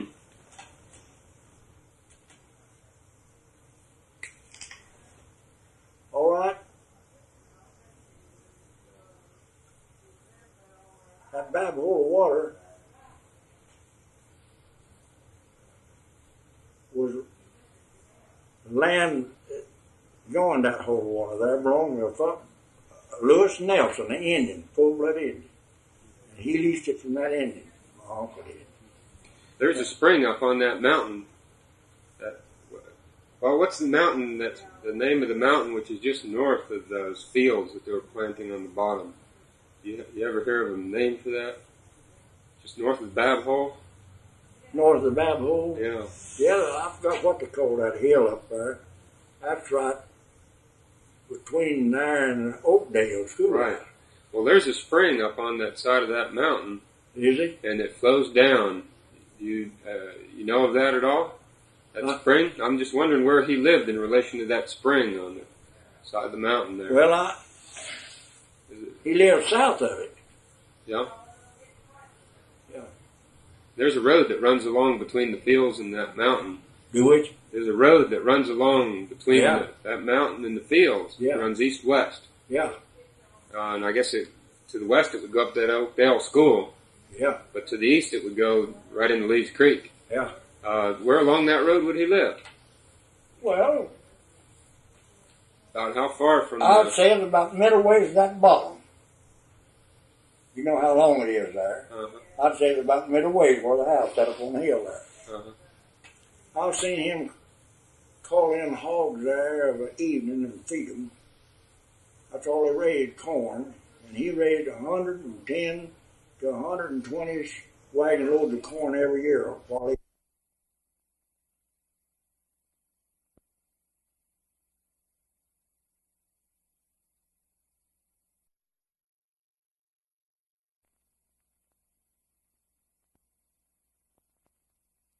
Uniontown, right down that old road, right into Van Buren, just like it runs. Well, how did he get over to Uniontown from there? Because you got the big bluff there between there. Well, they crossed the creek down. They had a ford down there, and across the creek went right up that bluff. All right, There's a road running up through there. Through the short area or over to the east? Uniontown's east of where he lived, down on Creektown Bluff. All right. Well, he'd cross the creek down at the lower end of that Babb Hole of Water, go right around there and take up that bluff.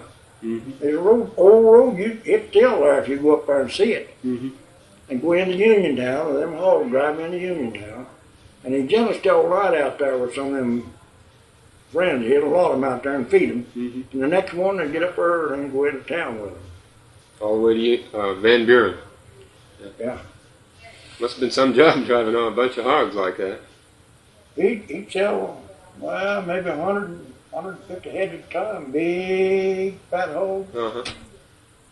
And we retired off that farm down there and died out there at Uniontown. And You know about what years he would be up there in Oakdale? well, I don't know the years that he lived on there. He died in Uniontown about 1908, and I guess he must have went on that Nelson place in about 1900, somewhere along there. He done 7 or 8 years and he retired. When he died, my daddy was administrator for Aunt Ella, my mother's sister. He knew how much money they had and everything. Did they have the bottoms all cleared at that time up there? Oh yeah, there's all cleared land there where he was working. Uh-huh. Down low in that Nelson place, joining that boys' place east there. There's a lot of timber down there. It's been cleared. Reinhardt cleared it. Timber for it. Big, I guess 30, 40 acres down there. Big sweet gum timber there for years and years. And he just went in there and poured it and it rotted down and fell. I don't know what to do with that land over there now. Someone said they're running soybeans on a lot of it. They are. They're about 2 feet high. Now? Yep.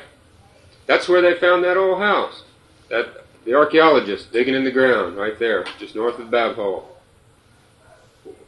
How come to find it? Well, they noticed that there was a lot of artifacts there, and they dug there thinking, Indian village was there, and they found the house I was telling you about last week where the walls had caved in. Yeah. The same field.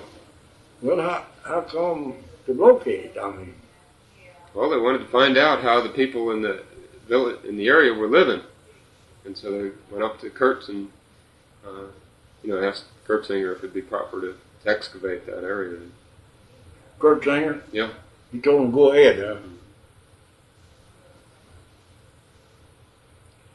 Well, that was all rich land back them days. I mean, you talk about corn. Years that long, 2 and 3 years to the stalk. Man, Uncle George raised 120, 110 to 120 loads every year. Cribbed up there. Had 3 big log cribs. He feed the cattle in his hogs, see? Oh, he'd tell his neighbors if he gave some corn, but I mean, he didn't raise corn to sell, he raised it to feed. Had you ever heard of people living there before him, farming that same land? Or was he the first one to farm that area? Oh, no, I don't know who was there before him. Think it was farmed a long time before him? Oh, yeah, it's been cleared for years over there. I don't know who leased it from them Indians and cleared it. Just like Charlie Victor leased that Hyman, upside Hyman, that place down where Homer Smith lives now, in a big sweet gum timber, and he cleared it all out. Put it in corn. Got a 5-year lease. Built a little log house and a side room and a porch and a big double log crib. Now that's what he done and cleared it. And he got 5 years all he made off of it for 5 years. You know when that was? You know what time that was? When he cleared that land? Oh, that was back in about 1908 or 9, somewhere along there. How much of the bottoms was wooded at that time that people All cleared? that bottom you see there was in woods. It was. Yeah. That would be west of the Homer Smith place. No, it's the Homer Smith place. Yeah, but it would be west of there, down on those bottoms? Be south of Bob Parrish's. Joining on the south side, running down the creek. The Homer Smith place did. Yeah. I don't remember, I think it was 80 acres of it. Charlie Victor lotted there. his wife could tell me. I don't remember just what it was, but anyhow, he married Uncle Si's daughter. She lived down in old folks home now. She's 84 years old, going 85. That's Cy Waters? Cy Waters? Did you say Cy Waters? Waters? No. She married Cy Hyman. Cy Hyman, okay. He married, Charlie Victor married Cy Hyman's daughter, the man that cleared his land. All right. Yeah. And then he sold that land. He bought a place up here in the river bottom at Vine. I guess he owned 15 or 20 farms before he died, and died a pauper on welfare. He got a boy now that went to the Army. He draws an Army check, he draws a Social Security check, he draws a railroad check, $901 a month. Just him by himself. So he's set for the key. Don't drink, don't smoke, don't gamble. His daddy was a big drunkard. Ooh.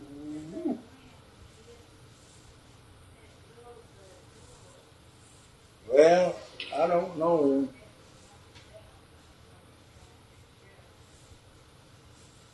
Looked to me like that you could find a lot of tombstones around them old graveyards and tell about how long them places have been there. Yeah, we've mapped out a lot of the cemeteries. Well, I say now, you can look on them tombs, you know, and tell what dates they are.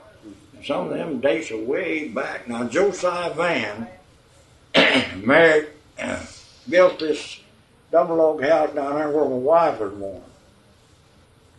He was a full-blood Indian, Josiah Van was.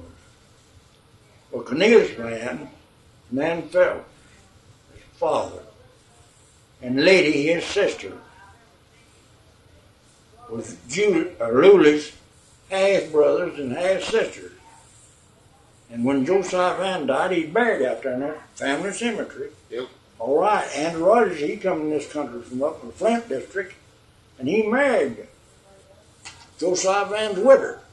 Oh. Well, he had two children, Winnie and Lula. Uh-huh. And then he married this Rosenier woman. When his first Caroline, my wife's mother, died, he married this here Joe Rosenier's sister, John Rosenier's daughter. And Augusta, his daughter, lives over there now. He was born down at that house there I was telling you about. He built there. I think he told me he built that in 1919. Mm-hmm. I think he did. You asked her, she'll know. Yeah. Yeah, I've been to that cemetery. It's just east of the log cabin. Yeah. Yeah. And Josiah Van's, he's there. Yeah, Josiah Van's buried there. I think this is Sarah. Huh? Sarah Van also. You know? Well, I don't know how many Vans is buried there. Yeah, but do you remember Sarah? Sarah Van? No, I don't remember none of them. That was before my day. Yeah. Yeah. Now, Cornelius Van, my wife's half-brother, he come and stayed with us a lot, visited with us a lot. But his sister had died before me and Lula married. Mm-hmm. What was his sister? She married Jim Waters the last time. She married a fellow named Alec Welch the first time. Tom Welch lives over there now across the creek. Yep. Indian, full-blood Indian. Yeah.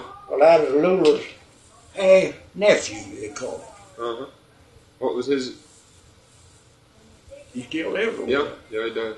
He still got a little old 10-acre house or land over there, and they say, Pruder tell me they down in the Indian part, they're going to drill him well. They've been drinking out of water for East Creek for years and years. And I don't know, he's got one daughter lives over out there. From Florida County, I don't know this for about, but she comes up and sees him every once in a while. Had you ever heard of the Duncan Cabin? You ever heard of a store being run out of that building? What? A store being run out of that building, the Duncan Cabin. Duncan, John Duncan. Did he ever run a store there? Or sell things? No, I don't know nothing about that. Yeah. Where the Duncan log houses is? Yeah. I don't know whether there's ever a store there or not. Now, he had a cotton gin there. Yeah. But now, I don't know about the store business, whether he did or not. Uh-huh. There's a house north of there, Julius Reeder place. Yeah. Yeah. You remember that family? Oh, Lord. Yeah, I know every one of them. Yeah. Yeah, he lived there.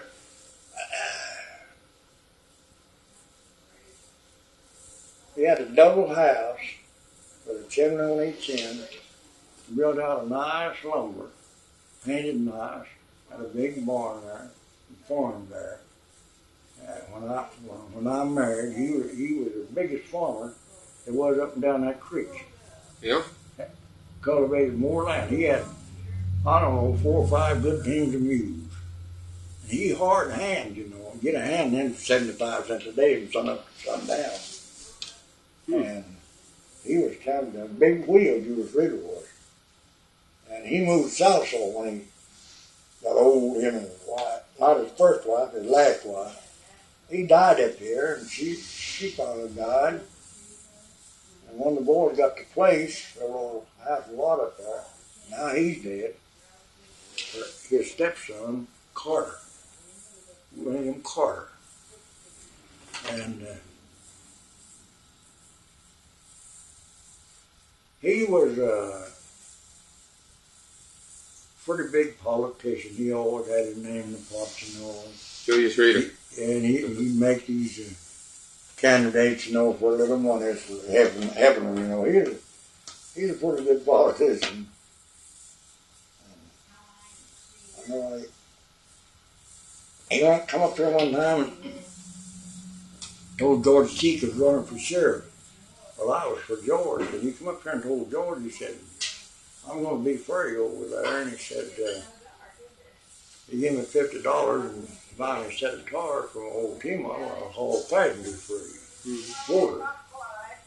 And George, he fell for it.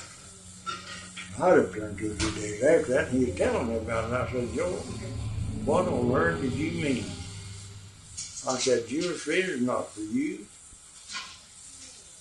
And I said, that car won't hold a passenger. I said, his son-in-law will take that car and haul passengers for the other man, his opponent, you know.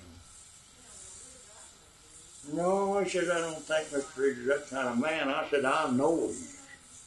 And sure enough, he did. And old George Cheek was elected sheriff all right, but he sure never had to do with Julius Reeder anymore. Gift him out of $50 in a pair. Well, of course, then a set of tires for an old T-model didn't cost too much. Mm-hmm. But anyhow, he got him for a set of tires and $50. Was he when he had all his land in cultivation and hiring these people to work for him? What kind of crops did he have right in there? Oh, he had cotton, corn, oats, stuff like that. Yeah. Raised feed for his mules, his cattle. He had lots of hogs and he had lots of cattle. And he owned, I don't know how much land he owned there, but he rented a lot of that land, just rented it. You know, paid a third of the corn, and a fourth of the cotton rent. Yeah, But where did he run the cattle? Because outside on that free range. That whole country used to be outside. I know, but south of the river there, that area was cultivated a lot, wasn't it? Well, he ran north over there. On the north side of the creek? Yeah, on the north side of the creek over there. All right. Yeah, man, he had cattle and hogs all over that country. And he was a big wheel in the farming business. He was the biggest farmer on that creek when I was over there.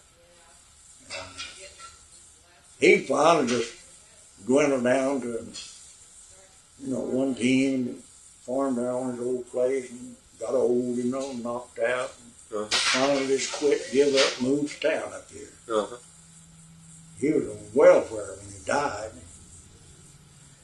Old age pension, I call it welfare. He was on old age pension, his wife was too, but I call it welfare because that's what it is.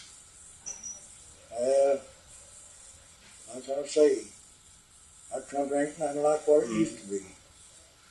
You get up there every morning and fall a year, 4 o'clock in the morning, you go out on the porch, your wagon rattling all over the country, getting into the fields to pick cotton or to gather corn. Mm-hmm.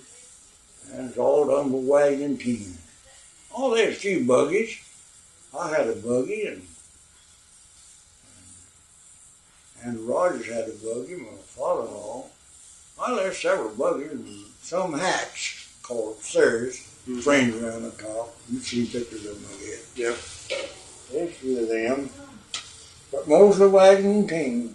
Mm-hmm. All right, in the summertime, they'd have them brush arbor meetings about, around 5 o'clock in the evening, here in wagon would roll into that.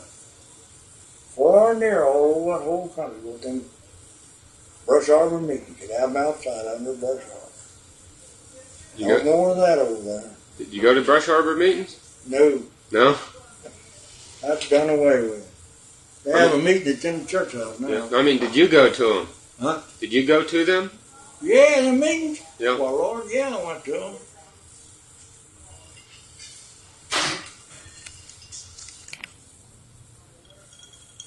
Store, 10 acres at Moseball off Weevil, and that 10 acres where that house is over there was all run in cotton. Yeah. Jim Branson, when he run that big store there at Short, he rented that land from them Weevil boys. Cash rented it, and then he sharecropped the cotton on it. He was a big wheeler, old man Branson was. Are you all doing pretty good? You got it on? Well, it's Moses' home house up there. Right. Down. Right next to behind the old store. Yeah, that's right. Does anybody live in the store? Any of the workers? Well, one person. Does anyone live in that house? And speaking of old roads, what was the main road to get from Fort Smith to Oklahoma City? How did you do that? Well, it was just a gravel road. Yeah. Call it, I believe the number of it was 266. 64 coming through this country here and got over to Chakotay. You went down south there and went through that way. Through Old Keem in that country there. Mm-hmm. And it's just a gravel road. It'd take you, and a T-model would take pretty all day to drive to Oklahoma City from Southall. Mm-hmm. When was it paved? Well, now that I don't remember. Yeah. When you were in California? No, it was paved a long time after that. Before that, I mean. Before that? Yeah. So was there a main road from the east coast going to the west coast of the United States? Where did all the travelers travel? Well, the old highway going to California was called 66. And there's still a 66 through there, you know. Mm-hmm. And that was gravelled back in, I had a friend that left Aikens in a T-model car in 1919.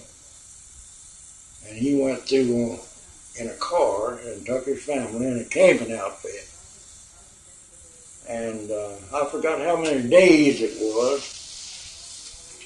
When he got out there, he wrote my daddy a letter and told him how many days it was that they were making that trip in a T-model car. Mm-hmm. It seemed to me like it was 20-some-odd days.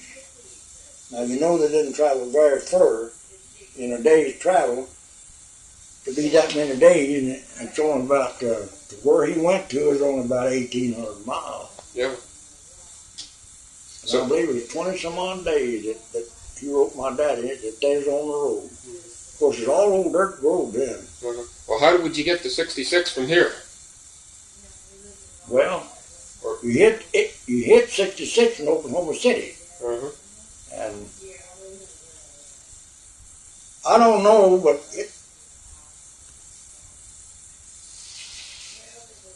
I-40, old 66 used to go right down to that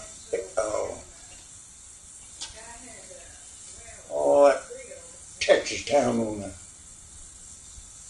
Amarillo. Amarillo. Yeah.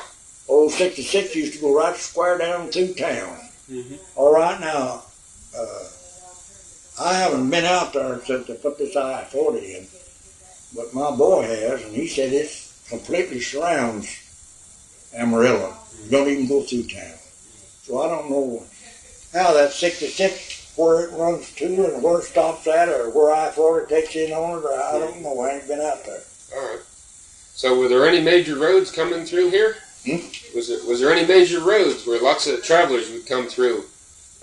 From the East Coast going to the West Coast, or north south, or was this area sort of secluded up until the interstates?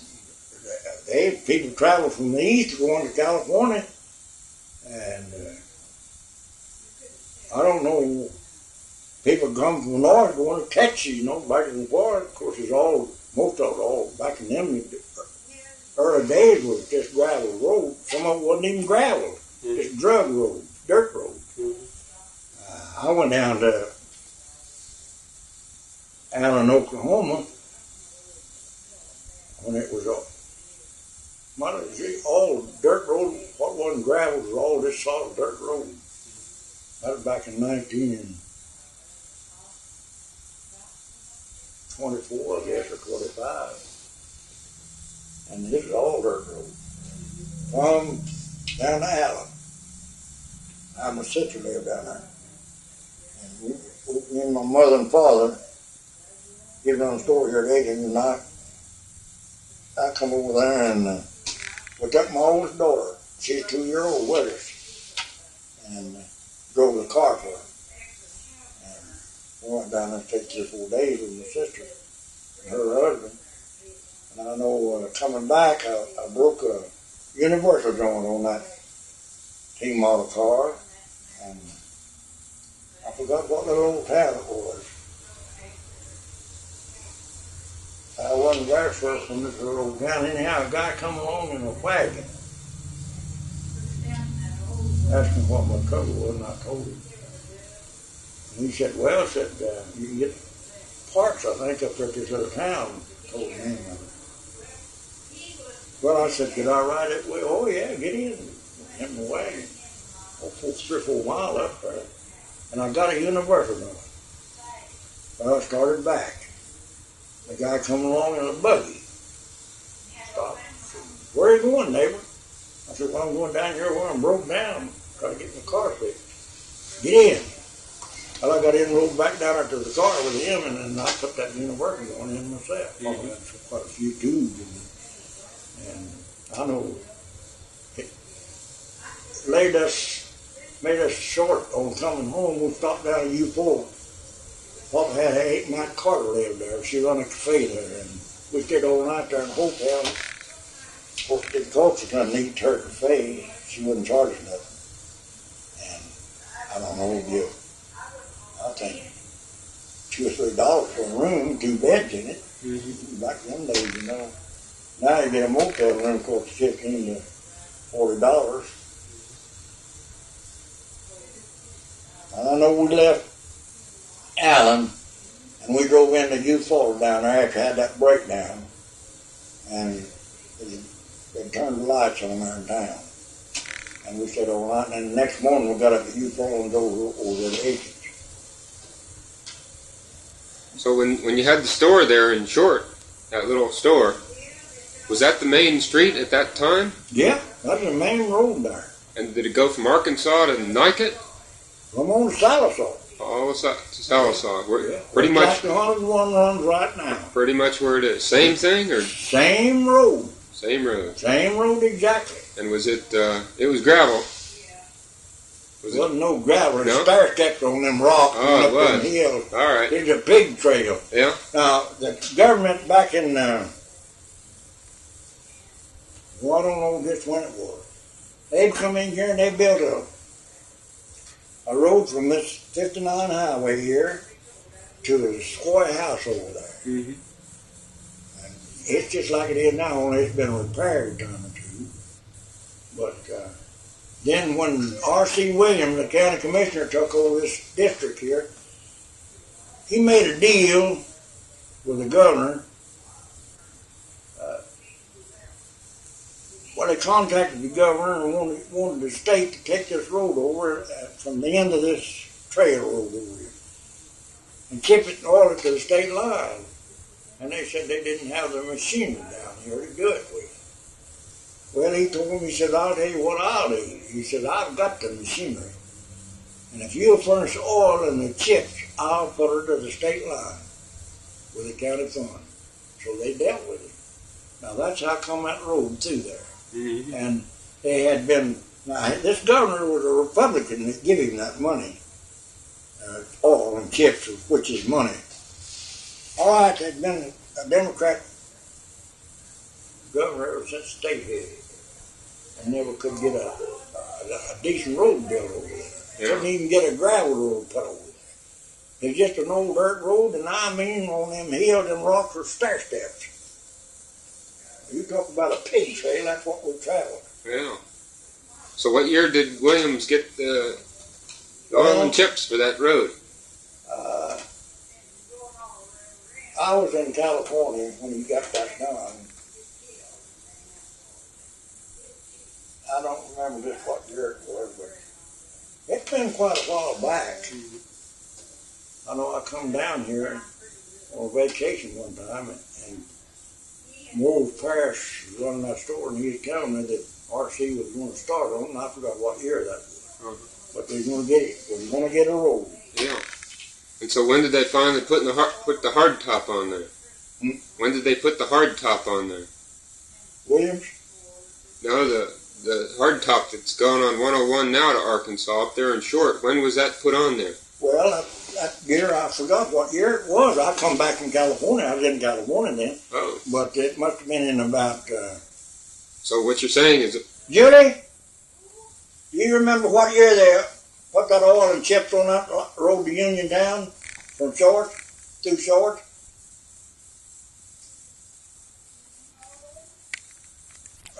Pruden Moles was running that store over there. Mm-hmm. And Pruden's the first one wrote to the governor about the dust has killed him over there, you know, and what shape the road was in. And then the governor, he sent these letters she wrote down to R.C. Williams, and R.C. came over one day, laughing and talking to Pruden. And well, I got your letter you wrote to the governor, and said, we're working on it now. I said, we may get a road over there, Miss Parrish. And you know, said, we might get it. And finally, well, he got it. Now, I could call her. Of course, I wouldn't know where it up. Yeah. But she'd tell you the year and the month it started. Yeah. We'll meet with her and we'll talk to her about that. Yeah, you meet with her down there. Now, I'll tell you, if you go down there, you can go there at the store there in Roland, and they'll tell you right where she lives. Yeah, we have directions from her son. Yeah. She lives south of that store toward the I-40. 64. No, 64 going into Fort Smith. Mm-hmm. She comes off I-40 right west of her. Mm-hmm. And 64 goes from Sallisaw right through Mull Road. Mm-hmm. And she lives up, turn off the road going up toward Roland Store. She lives, let's see, I guess about the second house. To south of after you go with a viaduct going up to Roland Store. Mm-hmm. She lives in the second house. Her mailbox there. Yeah, I got directions to her place. Claude gave me directions to her place this morning. Did he? Yeah. Talking about old roads, did you ever hear stories, maybe from Nancy Scott, about the old stage routes that went through that area? Well, was there any stage, a particular route the stagecoach would take? No, I don't know whether it was or not. That I don't know. Uh-huh. The main state line, the Butterfield route, they call it, come down through Evansville, Arkansas, and down through Cedarville, right on into Van Buren. Now they had, well, I understand that though they had some branch stagecoaches that run on the side, you know, and they'd pick them up at a certain station, you know, take them to a certain station. Now, the way I understand it, I've heard my daddy and my grandfather talk about the stagecoach.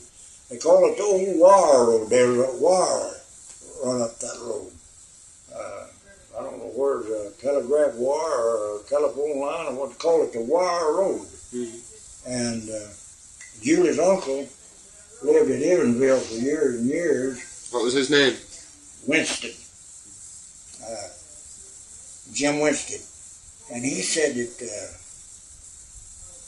he used to stop at fed for Evansville, stagecoach did, and went right on the way.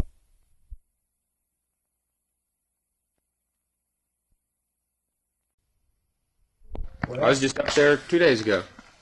My father was born, you know where you cross the bridge going to up 59 Highway, Arkansas 59, Lee Creek Bridge up there at Natural Dam, they call it. Mm-hmm. East right straight across the creek north of that old Natural Dam store building was where my daddy was born. Called it the Beaver Hole of Water. There's a big hole of water on Lee Creek. And there, he showed me one time when I was about, I don't know, 7 or 8 years old. He said, now, young, there's a little log house I was born in, right there.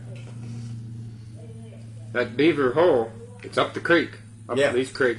And there's a bluff there. Yeah, that's right. Where, you can, some people may have even lived there at one time, maybe. Indian folks, long, long time ago. Probably did, yeah. Well, we were up there, and there was cemented rock, looked like a fireplace right there. There's 2 of them. One was sandstone cemented together like a barbecue pit, except it had like a smokestack. Yeah. Another one about 50 feet away had the same kind of bottom, except it had a culvert sticking up out of it. It was all covered with dirt. You know what those things were used for? So we couldn't think of anything. And they're right up under the bluff there, next to the Beaver Hole. I don't know what they could have been used for. Now, Sandy Graham used to run a store there at Natural Dam. Mm-hmm. And he and my father was own cousin. And they fought every time they got together, had a fist fight. Yeah. Every time they got together. Well, he used to run a big cotton gin there. And he sharecropped a lot of farmers. He had owned a lot of land, and he rented a lot of land up and down that creek there, and run that general store there. Now, you could buy a mowing machine, you could buy a hay rake, you could buy a hay baler, you could buy a wagon, you could buy anything from him that you could buy in Fort Smith. That's how come a big operator he was. Big equipment. Any kind, in a general store, saddles, harness, wagons, dry goods of all kinds, shoes, suits of clothes, everything. Well, he made a fortune. I mean, a fortune. He run a big cotton gin now, right across from over where that old store building is. Oh, I don't know how far it was up there. I've heard my daddy talk about it. I never was there. And at this old gin. And he quit running that gin there when they quit raising cotton, And there was a man come in there and stopped at his store one day, talked to him. He said, I'm looking for white oak timber to buy to make whiskey staves out of. Why, Sandy says there ain't no timber in this country. And I said, well, now I've been misled pretty bad. He's from Kentucky. And he said, I've been told there's a lot of good white oak timber in here. Well, anyhow, he rented or borrowed one on a horse from somebody there at Natural Dam, and he went to riding that country out up there. And he found all this good timber, And he went down there and the courthouse and got the records of who owned that land in there around Natural Dam, He went to contacting him and he bought a lot of that white oak timber. And he come down there and he wanted to lease this old gin up there. He wanted to power off that steam engine and everything. And Sandy said, yes, and I'll rent it to you. And he said, yeah, you'll never make nothing out of the stave business here. And so he had a guy there that kept books for him and paid off that Sandy's store, this guy did. And Sandy told me this himself now, that guy cleared $85,000 clear money off that timber up there. And he said I could have had every bit of that $85,000. Said I had the power and I had the money to buy the timber, but he said I didn't think there was any timber up there. Didn't have the idea what to do with it. All it wasn't selling timber went to hauling bolts, selling them the bolts. See that white oak timber? And this guy down at the store, he'd write a ticket for these bolts, how many there were, and he'd go down to the store, and the boy would pay him off right there in the store. And Sandy said that he cleared $85,000 there. He was there about a year clearing that timber out. I broke Sandy's heart. He loved that stuff they called money. And he had I guess he had a pretty good wad of it. 2 or 3 years before he died, he had 6 daughters. He gave every one of them a check for $10,000 for a present, Christmas present. So I guess he had pretty plenty of it. Yeah. Oh, your dad was said he was born up near that beaver hole up there. Yeah. Right across from that bluff, there was a little log house. Well, of course, it ain't there now. It's been gone for years. But I was about 6 years old, I guess, when he showed it to me. How many miles upstream would that be from the natural dam bridge on Lee's Creek? How far upstream would that be? Oh, it wouldn't be over a mile. Oh, then we were talking about a different bluff when I was talking to you about those little smokestacks.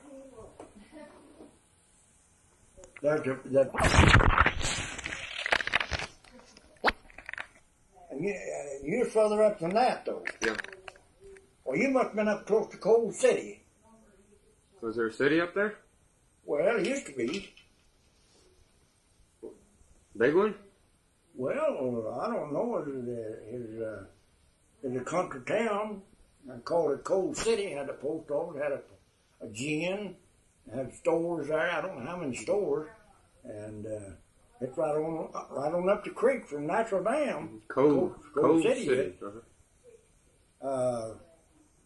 When you're coming up 59 and come down and it said forestry road, you take that forestry road, goes right into Coal City. I was up there last May of the year. Road says to Lee's Creek. I don't big Lee Creek. What's the story on the town of Lee's Creek up there? Huh? That little town called Lee's Creek. Town? Well, it was the sign saying Lee's Creek. And there's a little dispersed wooden buildings out there up on Lee's Creek, and they call that Lee's Creek. I never hear no Lee Creek town. No. Coal City's on Natural Dam, the only one I ever heard of up there. All right. And we was up there last May a year ago looking for one of my cousins had some kinfolk buried up there, but they didn't have no markers. And she was trying to find somebody old enough to know where they're buried at, but never did find them. Mm-hmm. And of course, there's one store there now at Coal City, and there ain't no gin and there ain't no post office. There's a rural route runs up there, a mail route. Oh, a lot of people live around there yet, but it's just like all little towns that played away. Yep. Used to have a school, a church house there, and they ain't got no old church house about watered down. The schoolhouse, well, it went to Cedarville, just like all the rest of them. And before you get to Lee's Creek Bridge, right there at Natural Dam, the metal bridge, up on the west side, there's an old building up there. It looks like an old store building. And it's on that dirt road, the one that follows Lee's Creek down to Uniontown. But it's right there on 59, just south of that bridge. It's an old building. On the left of the road? Well, it'll be on the left if you're going north, yeah. And the building faces north-south. Old wooden building. Closed, boarded up, and looks like an old store. Well, Santa Graham's old storehouse is still standing there, it's boarded up. Mm-hmm.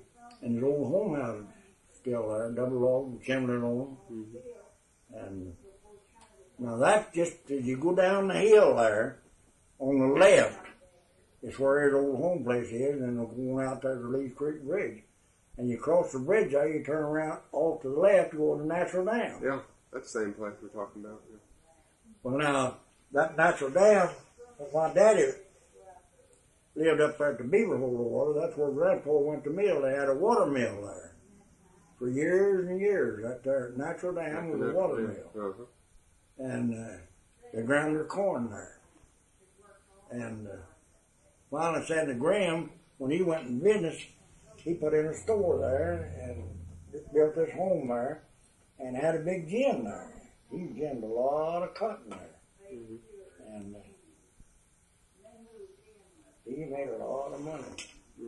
But him and my dad fought every time they got together.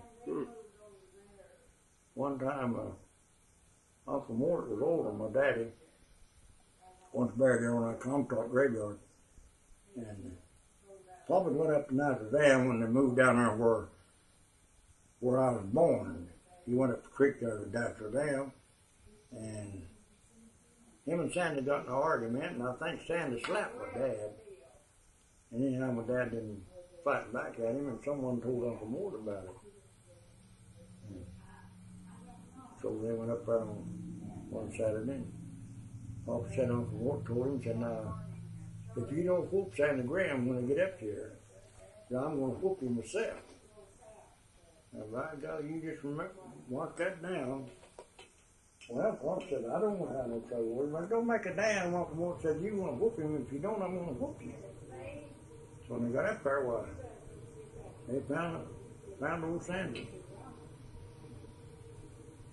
Uncle Mort said, you get that son of a bitch. And he whooped old Sandy all over that country. And they fought every time they got together from then on. One time Papa said he's been to Van Buren and coming back and he's about half drunk and he met Sandy down in Griffin Springs on that old Griffin Springs road, and him and Sandy had a fight there and Sandy whooped him. Well, Sandy was so going to town, and he said about 2 months after that, Sandy'd been to town and Paul was going back, and on the same spot they met again. Paul said, I'd like to beat him to death. He was drunk, Sandy was, and he said, I hope that man that couldn't see. He said his eyes fell shut and got down. Well, down from Natural Dam there at Comstock Place in Barcelona, was there a gin or any kind of machinery right there? Sawmill? Yeah, where you were born.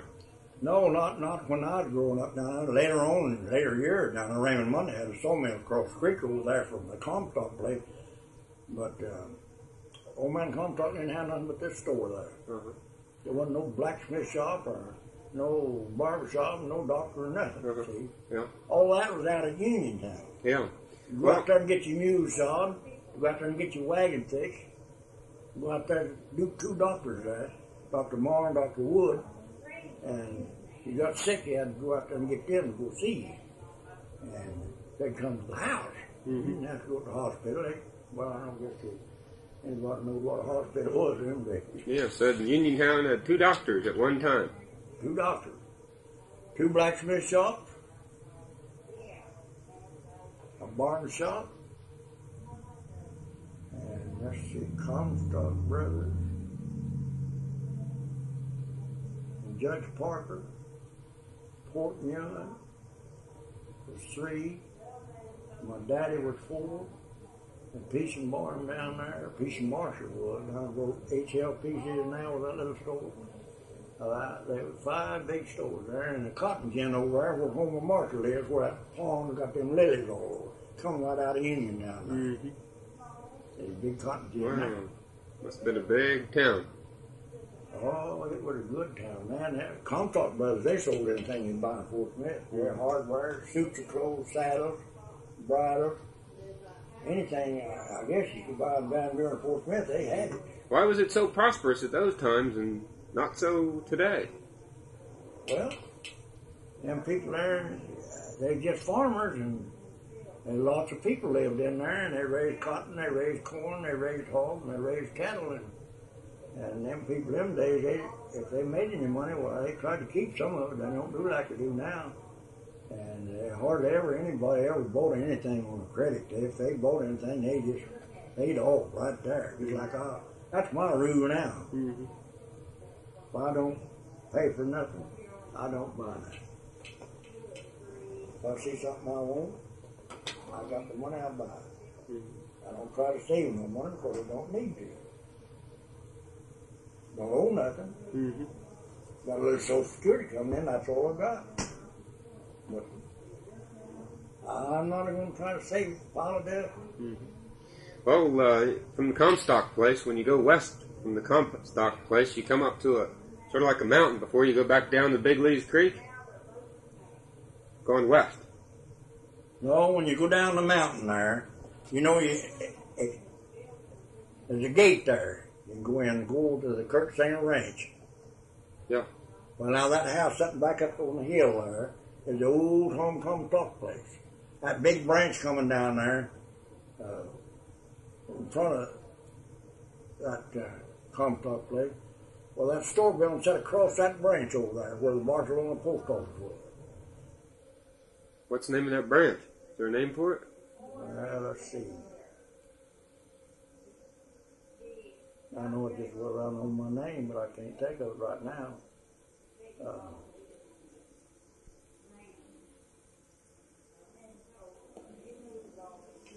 And across behind this store up on the hill there, Elliot Couch had a big 2-story house.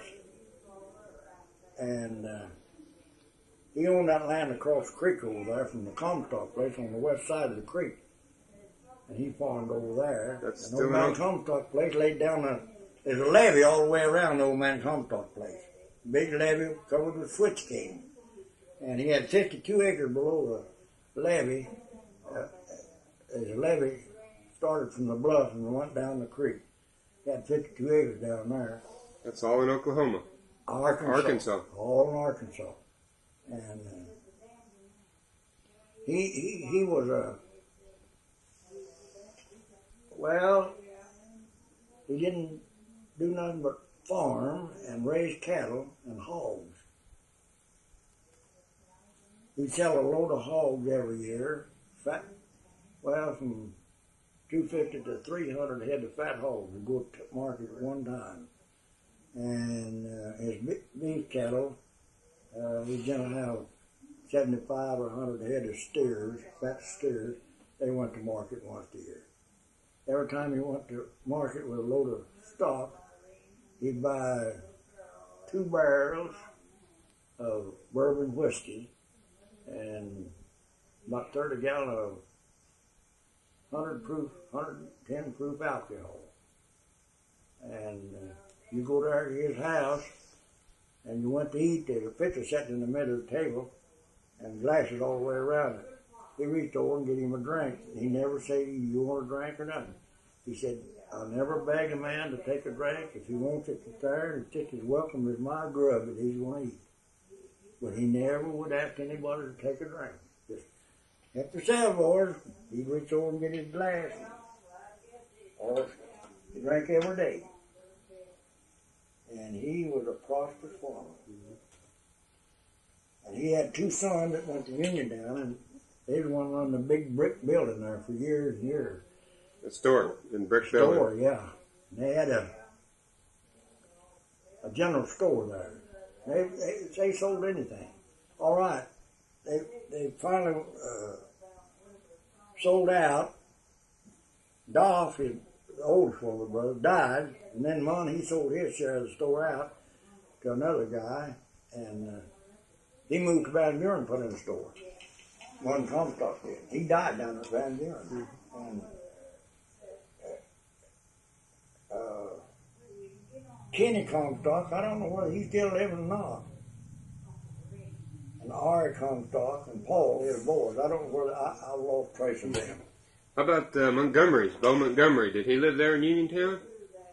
You know where Tom Marshall's wife lives? That big white house, just you go up the hill there? You're right across the branch there. The house is burnt down. There's no barn over there now. Uh-huh. Well, I'm told that he owned land there by the Babb place. Huh? By the Babb place over there in Oakdale. At one time he owned land down there, didn't he? He owned all that Babb place one time. After the Babb. Huh? After the Babbs had gone and left. Oh, years and years after that.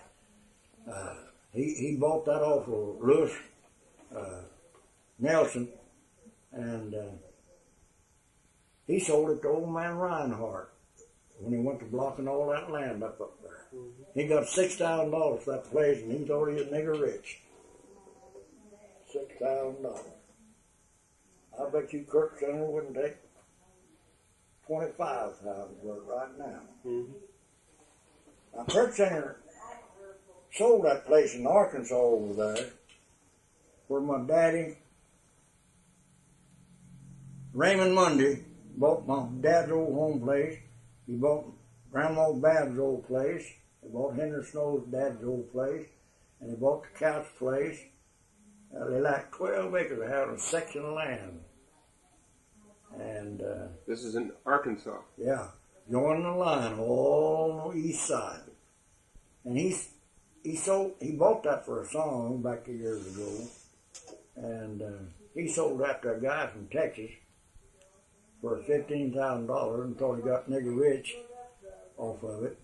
And they said, tell me that Kirk Center got $150,000 for it. Now, I don't know, that's just hearsay. Mugger Hall, boy, big cowman there. I've known Mugger Hall ever since I was a kid. And his boy bought that place on Kirk Center. All right, well, there's that road going from Uniontown up above Creektown Bluff, across Lee's Creek and over to Oakdale there. Now, what I want to know is who was living on the east side of the creek at that time, in those days, working that mountain there between Comstock's place and right there as the river goes up. And there's a mountain in there, a hill, and then there's bottoms also. From the Comstock place? West. Yeah. Well, Rick into Oklahoma. Huh? In Oklahoma. Well, Rick Victor and his sisters and them allotted all that land down the creek there from the state line, from way down to Dan Sherman Ford. Uh-huh. And they sold that to Reinhardt. This is when he was blocking that land up. They sold it. Uh-huh. There wasn't anybody between Victories then and Reinhardt. No other person came in there. Well, Reinhardt never did live there. Yeah. He just come in there and bought that land. Well, start off with that land business, blocking that land. Buzzy Humes from Colorado come down here. And he hired one of them Hendricks girls up there to cook for him. He was a broom farm grower in Colorado. All right. He come down here to visit her, got sparked in and finally married her. And he said to them Hendricks boys, says, who owns all this land up here? He said, well, hell, the taxes title on most of it. He said, well, what does it cost to buy it? He said, well, you buy it anywhere from 10 cents to 50 cents an acre. So he said, well, I'm going home and come back and I'm going to buy a bunch of it. Uh-huh. So he went to blocking it up. All right, he blocked up so many 100 acres of that and bought some too, off them people. And then he sold it to another man and he blocked up some more.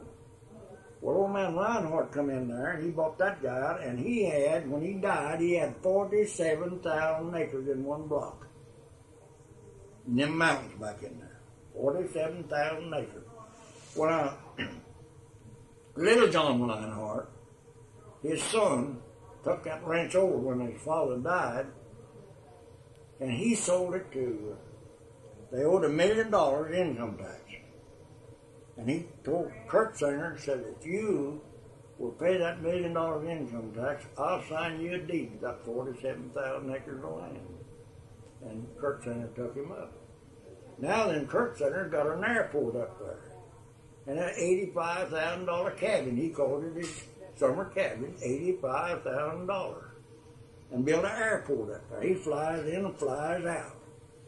And they tell me he went farming on it, put a big scale of soybeans up and down that creek bottom land. I ain't been over there. Of course, I'm going to try to get over there if ever cool rain comes to cool us. Oh, you boys leave over there. Yeah. Well, on that Vickery place, did the Vickeries ever live right there on the bottoms or up in the hills? Yeah. Richter lived down there for years, down on his farm. And Sarah and him lived up on the mountain, the women. They had allotments down there. Of course, they rented theirs out to farmers, you know. Was it Sarah? What was her last name? Rent houses on it. What was Sarah's last name? Victory. It was. Yeah. And so, did they live on the north side of the creek then? Yeah. That's where their fields were, that they worked most. On the north side of Big Creek. Uh-huh. Yeah.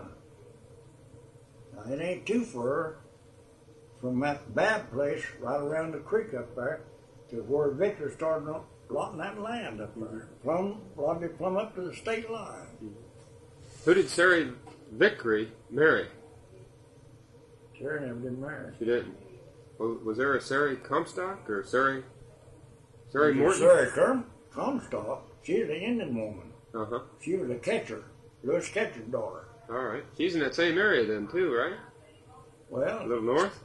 no, she lived up right at the foot of Big Round Mountain. She logged a piece of land there. Uh-huh. Sarah Catcher did. Uh-huh. And she lives up there right now on the road to Uniontown. A little log cabin up there, and uses wood cook stove and a heater.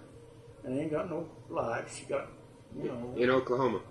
Well, on the road to Uniontown up there, right above Short. Yeah, all right. Yeah, she lived, her boy lived there across the road there.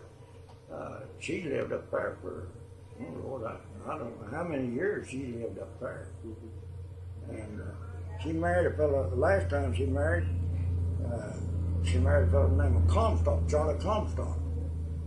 He was related to Dolph Comstock, one of them, but I don't know what, cousins or something.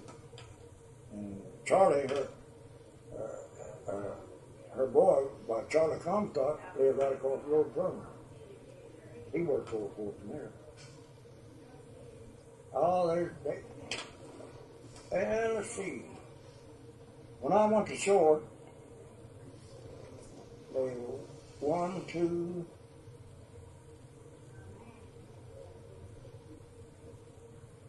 3, 4 houses from where I lived to Uniontown. In 21. There were 4 houses. Can you name those people? Can you name those people that lived there? Jim Morton lived at the state line, joined it on the west side when I went there. And old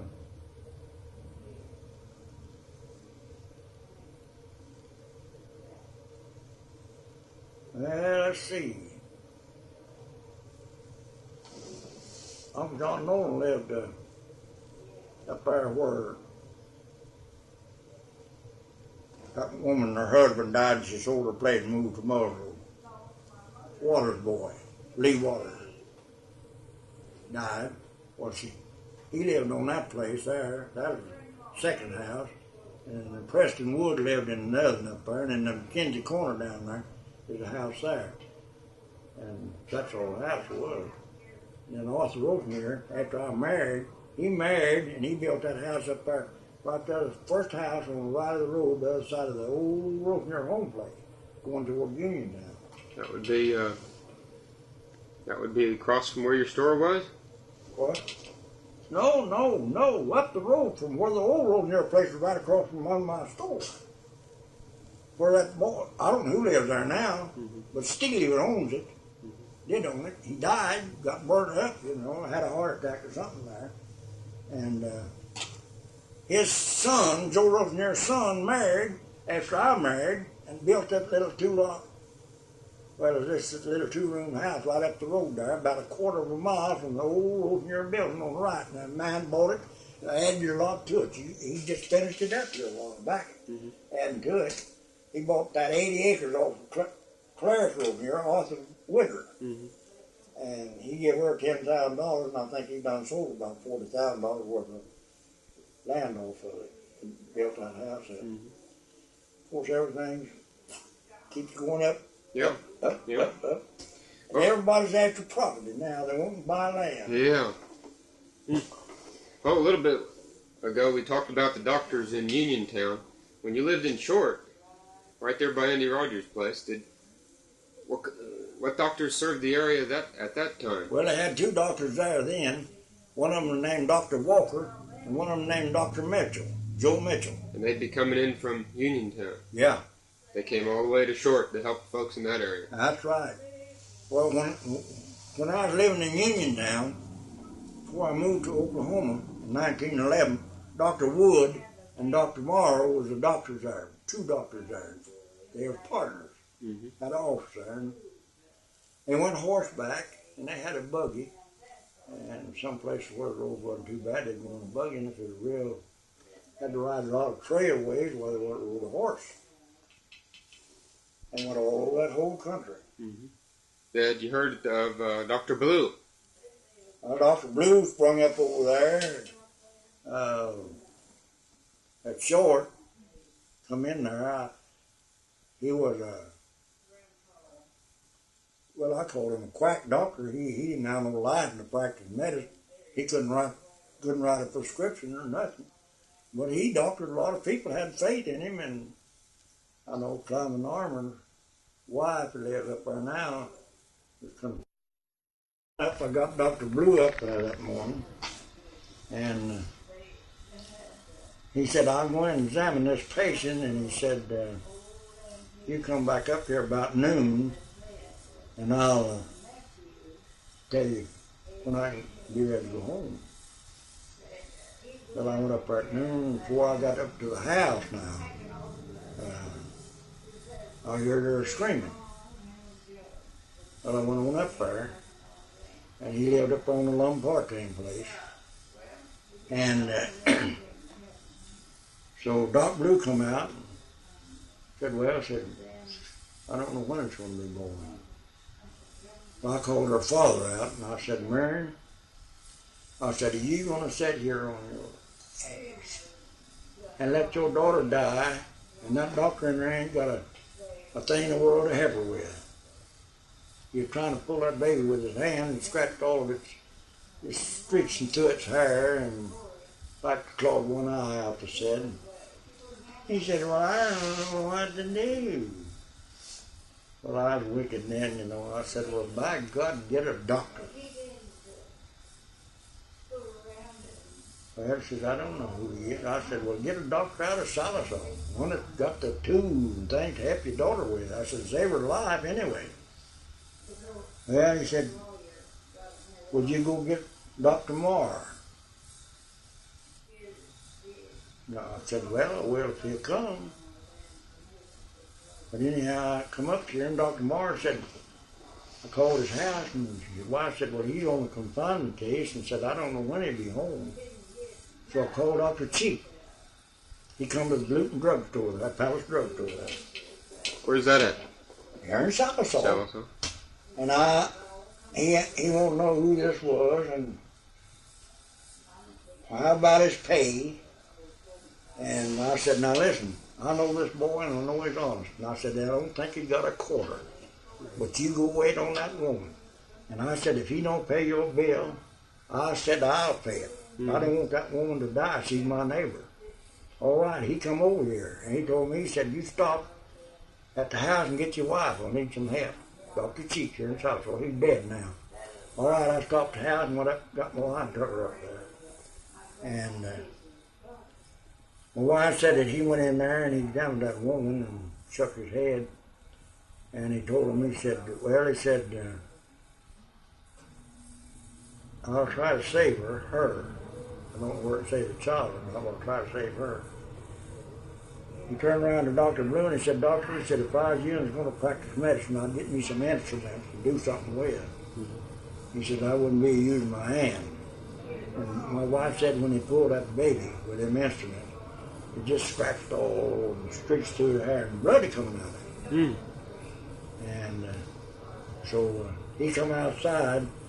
I was sitting out there waiting so I'd take my wife back. And he said, "Now, Guy," he said, if she's alive in the morning, well, you come up there and I'll go back over there." He said, "She lost so much blood." He said, "I doubt if she's alive in the morning." Talking about the baby now. Huh? Talking about the baby or the mother? Oh, the mother. The mother. Yeah. But the baby was all right, only just scratched up, you know. Yeah. Well, next morning, I went up there and I said, "Climbing, how's your wife doing?" Well, she said, she's still alive." I went in and talked to her.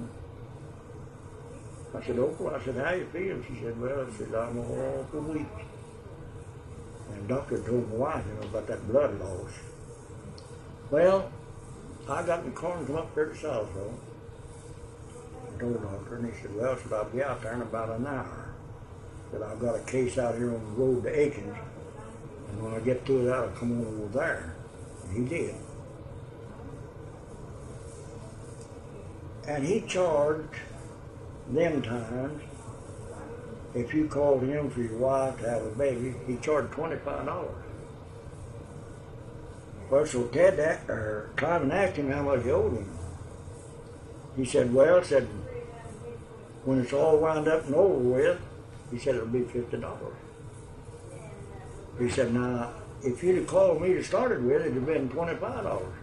But where I have to go take up another man's work and complete it, he said, I'll double the price. Well, Simon said, that's all right.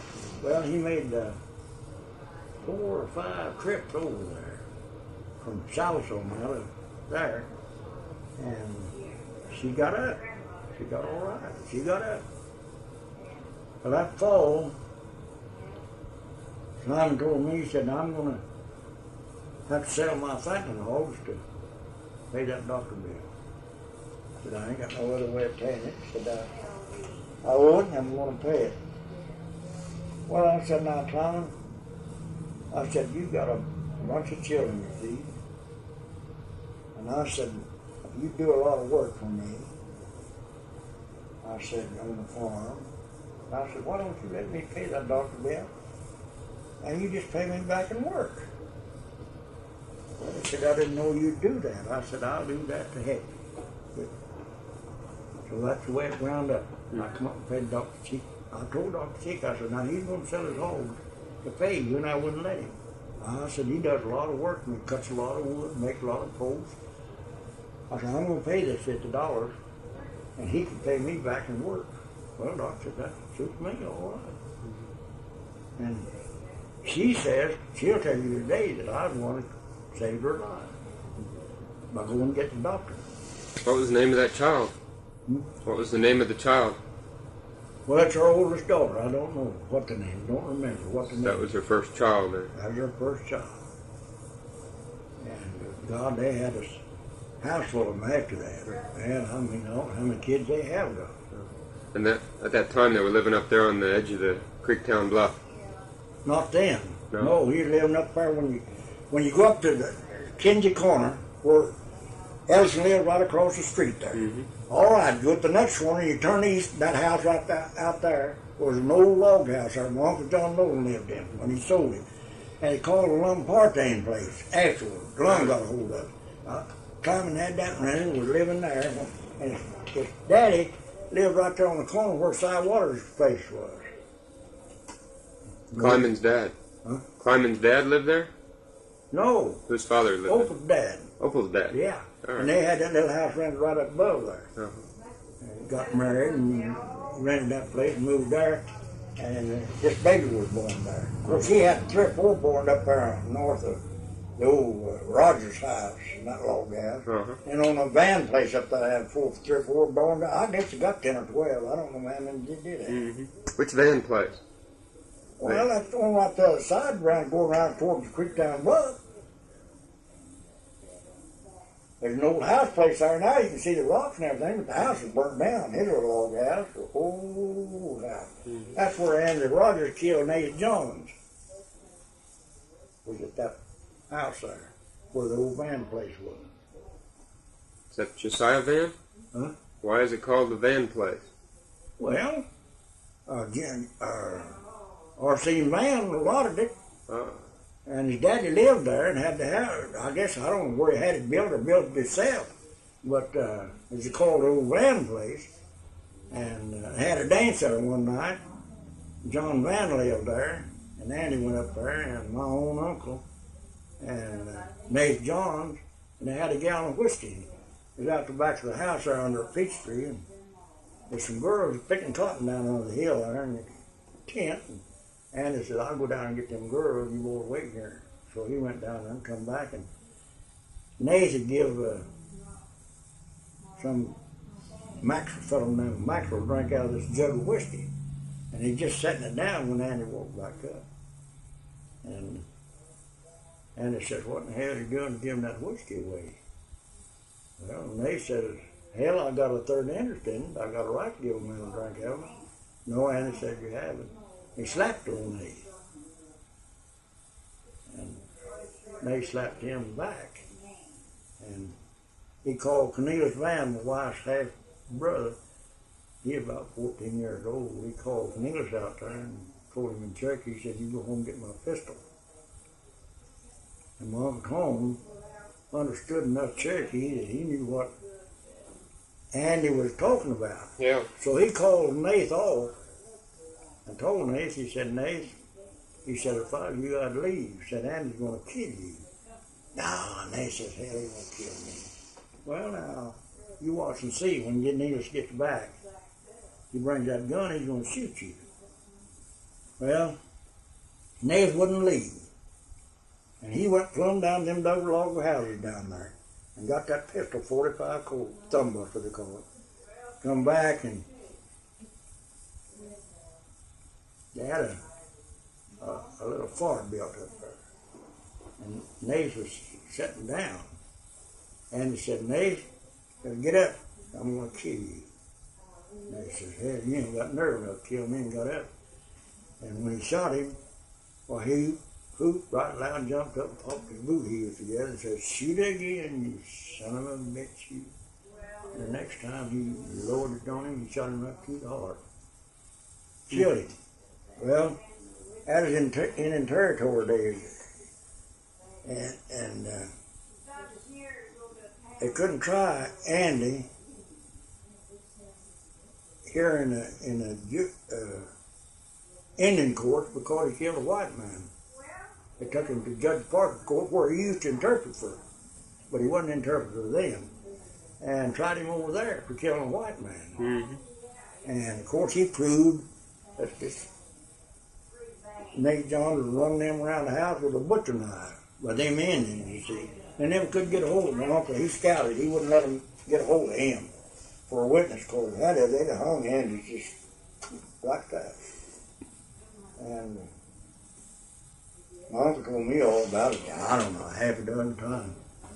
And so they tried to get Andy to leave.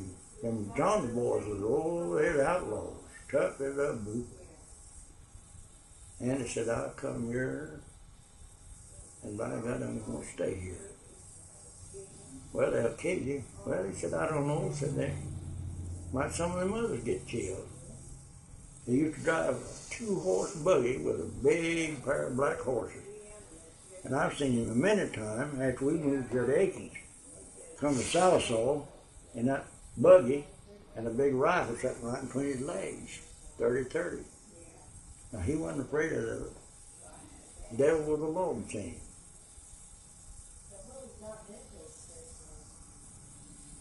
But he killed old Nate Johns, dead as a hammer. And they said he cut his ear off, but Uncle Tom said, "I don't know." He said, "I laughed when he shot him, whether he cut his ear off or not." Well, that cave up on Creektown Bluff, is that called John's Cave? Yeah. Is that related there? That's where they used to scout. That's where they stayed when they was on the scout. John's Cave. Did you ever go up to that cave? Mm-hmm. I guess there's markings in it, ain't there? I never was in that thing as long as I lived there. Yeah, we were up there. Yeah. His initials, I think the earliest one's about 1910 or thereabouts. Huh? About 1910 is the earliest initials carved in there. 1910. Yeah. Others are worn out and all. Couldn't read them. Well, I know they called that John's Cave. That's what they named it, John's Cave. Yeah, they stayed in that cave up there, and their folks would take stuff up by the side and let it down on the rope to them for them to eat, you know. Yeah. They knew where to let it down, you know, when they get a hold of it. But where were their parents staying? Huh? Where were they brought up? Where was their parents living? Well, I don't know where they was raised up over in Arkansas or not. But they lay away them LaRue boys. They got into trouble with one another. And them LaRue boys lived down between Uniontown and Cedarville somewhere. And they went out one morning to feed their horses, and they killed 3 of them. 3 brothers. Bushwhacked them, they called it. And they tried him down there in Van Buren court, but they never did get enough evidence to prove it was the Johns boys. But then they got some other trouble, robbery or something. I don't remember what it was. But they went scouting. They stayed over that bluff you're talking about for I don't know how long. I heard my dad and them talk about the John's Cave that they scouted over that. They were Dan John and George John and Lloyd John and there was 4 of them brothers. And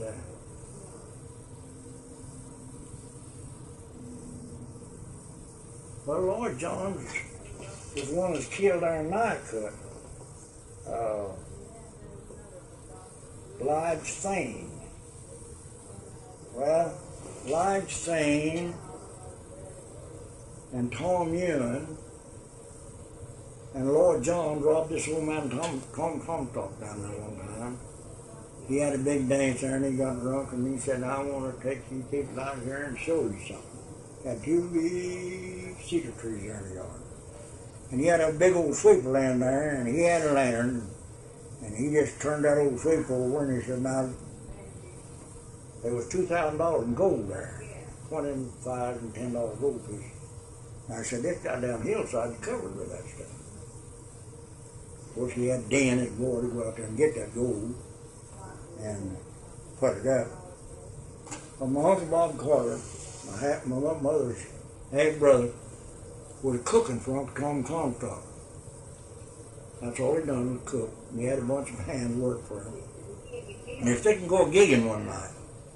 And his Dan, his youngest boy, was sitting on this side of the fireplace, and Uncle Bob was sitting on that side of the fireplace, and Dan was putting a gig handle in the gig we were gigging with. And old Uncle Tom sitting here in a big rocking chair, just sitting there spitting in the fireplace. Someone knocked on the door where they were looking for some boys to come go gigging with them.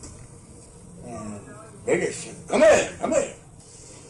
And when they come in, they had masks on, they had them big 45, racked them back on them, you know. Made the old man lay down on the floor. And they told Dan, one of them went with him. He said, you go down to the store and get us a 5-gallon jug of whiskey. Uncle Bob was over here. They made him lay down right beside Uncle Tom Comstock. And one guy sat there with 2 big 45, racking back on them, hammer back and letting them down, you know. Well, they got this whiskey and come back up there and told the old man, I said, by God, you dig that gold up. If you don't, you're a dead duck. Well, he went down in the well house, they call it. That's where he had it. And got this gold and give it to him. And he had a regular arsenal of firearms there. Everybody that worked there had a rifle or a shotgun or a pistol. They took every gun that was there and left him without anything and rode off horseback. Well, it went on all a month or maybe 2 months after this robbery took place. And a guy come to Uncle Tom one day and told him, he said, Uncle Tom, said, I'll tell you who robbed you. He said, how do you know who robbed me? He said, well, they was up at Evansville the other night at a dance, and they was spending $20 gold pieces just going and coming for whiskey. And betting on this and betting on that. And told him who it was. Well, Uncle Tom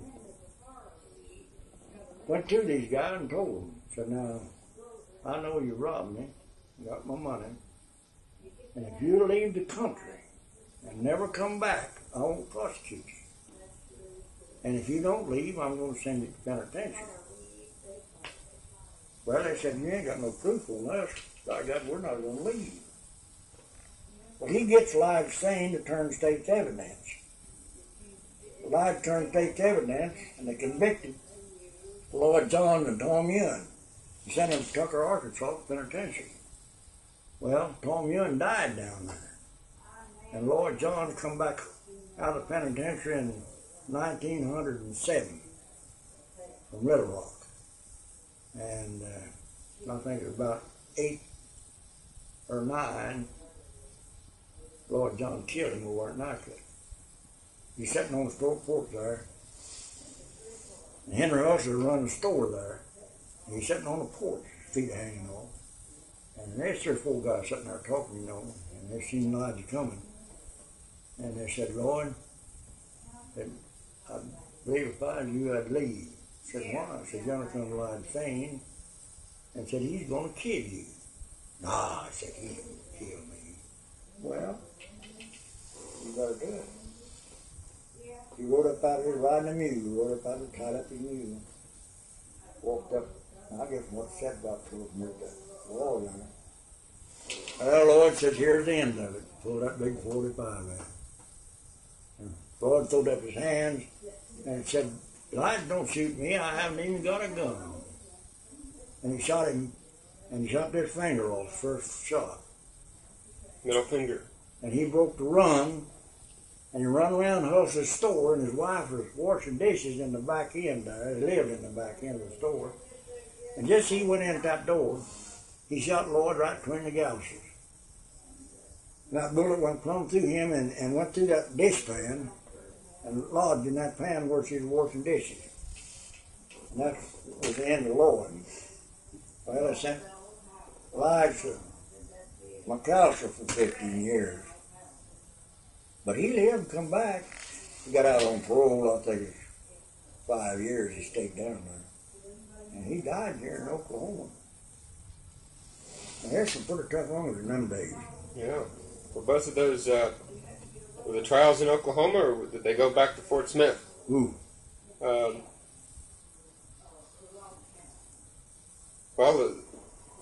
When Johns got shot in Nike. Was he going where?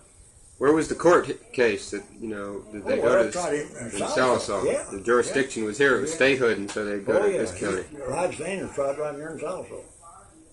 And sentenced to 15 years, and I think he stayed 5 years and got a parole.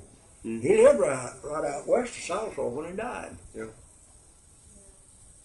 Now, he wasn't afraid of nothing, Elijah Fane wasn't. And them John boys wasn't either. No.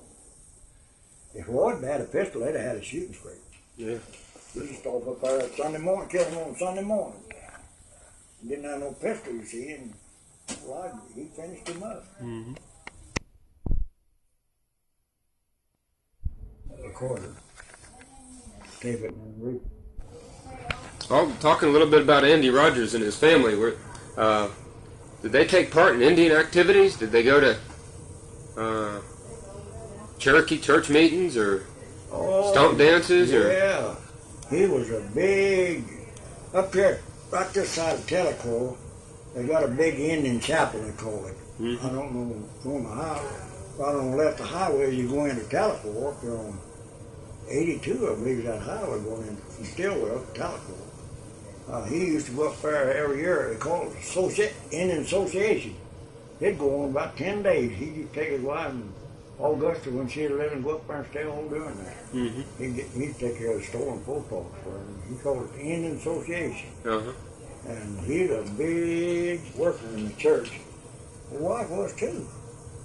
And I don't know, I never did know him attending any stomp dances while I knew him, but he might have when he was young, you know. Uh-huh. They used to have him up here on Black Gun Mountain, you know, every year, Redbird stomp dance, they call it. Yeah. And I never did hear him say, but he was born up here in, they call it the Flint District up there east of Stillwell in there. Mm-hmm. That's where he was born at. And I told you about him stealing his education, you know. Yeah, well, we didn't. You told me that last time. How did he do that? So we can get it for the tape. About the yeah, where'd he go to school? Tellico. Yeah. Yeah. You want that again? Yeah, well, we didn't get that on tape last time. No, so. You didn't. Well, his uncle Houston T taking him up there. Uh-huh. And left him. And he said, I'll be back in a little while and get you. He stayed 2 years there and went to school. And he said one day they brought me on the carpet. And the man said, when did you come up here? Well, told him 2 years ago. Who brought you up here? My Uncle Houston T. And told me to be back in a little bit. And said, been 2 years and he hadn't come back yet. He said, well, how'd you get your clothes? Where'd you get your clothes at? You eat, where'd you get them at? Well, he said, I just line up there when the rest of them boys get theirs and I get mine. He said, I get my clothes. Of course, they knew it. They knew all about it. They just pulling his leg, you know. And he said, I stayed there 4 years, and he said, I didn't know one word of English when he took me up there. I didn't know one word of English. Didn't know nothing but Cherokee. And he said, they learned me to talk English, and he come back, he said, and this square alphabet, he got a hold of that, and got some man that knew it, could read it, and could write it, and he learnt me that. I forgot now who he told me, some old Indian, though, that was handed down from Sequoia, you know. He started educating them, and he said, I got to where I could write a letter in that and read a letter in it. If you wrote me back in Cherokee, and if you wrote back in English, I could still read it.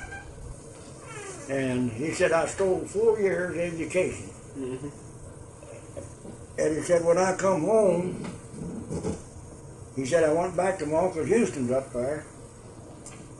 And he said, I said to my Uncle Houston, he said, how come you go and leave me up there and never come back? He said, I forgot about taking you up there. And he said, I was studying wonders where you was at. Of course, he knew where it was. But Andy said he didn't come see him or nothing. Yeah. So how did Andy ever get down into that Lee Creek area if he was brought up near East that's what I'm going to say. He come down there, he told me he come down in the short country down there, just come down and horseback down through there, and had never been married, he was young, and he was a fine looking man. I've seen his picture when he was young, you know.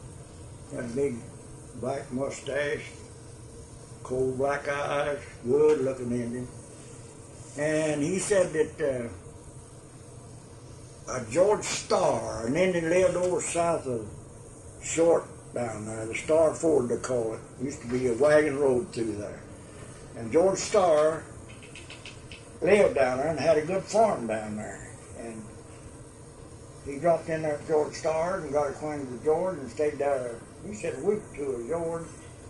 And George's wife was telling him about this widow woman, Josiah Van's widow. And Andy said he went up there and got acquainted with her, and they finally got married. And well, she just moved in there. She had lots of hogs and lots of cattle down on that free range, and had that land down on the bottom. Of course, it wasn't never allotted then. See, that come on in later years, 1970 when they allotted that land. But Andy married there in Indian Territory days. You know about when he moved in there? No, I don't. He told me, but I forgot all that. I see.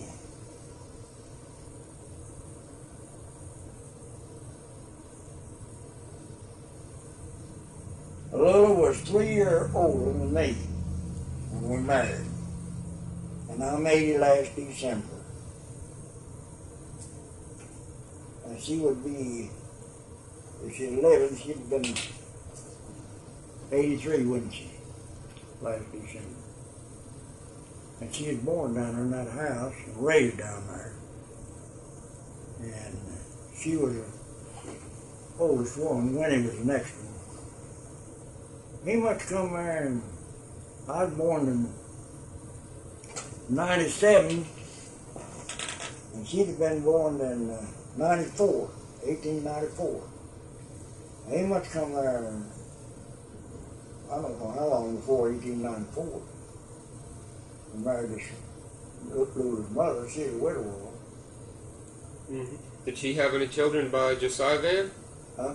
Did she have any children by Josiah Van? Cornelius Van and Lady Van, his sister, all right, was Josiah's daughter and son. And of course, they just small when Andy and her married. And he raised them up, and the lady married Welch, Alec Welch, and had Tom Welch, that one boy. And then she married Jim Waters the last time before she died and had one boy, Arthur Waters. He lived there after now. And Cornelius, he married a blackbird to start with. Nan Phelps' mother was a blackbird. And him and her separated. And then did she die, Julie, before he married Amanda Downing or not? Yeah, no. I think her name was Ada, you know, Ada Yeah, Blackbird. Ada Van. She died though before Cornelius married this Downing woman and raised over at that cemetery right across the ranch from B. Curry's. And Cornelius and Ada had, well, let's see, had 3 girls, wasn't they? Nan, Joanne, Wick. They were Nan and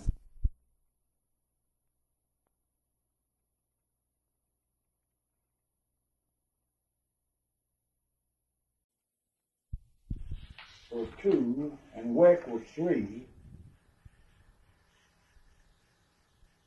and Josiah. I guess there's 3 girls and 2 boys Cornelius had by Ada Blackbird. And she died, and then he married Amanda Downing, and they never had no children. And that was Ada Blackbird's allotment that Bob Parrish bought off his grandpa right there below the road you cross the bridge. Mm-hmm. And he bought that up there on the hill from them wheels. 50 acres across the road there that you all got 5 acres off of it. Yeah. Well, did Andy Rogers marry anybody after Mandy Downing? Yeah, he married John Rosenier's daughter, Joe Rosenier's sister, and Augusta's mother. What was her name? Charlotte Rosenier. Yeah. And then that was the last... She died, quite a year, several years.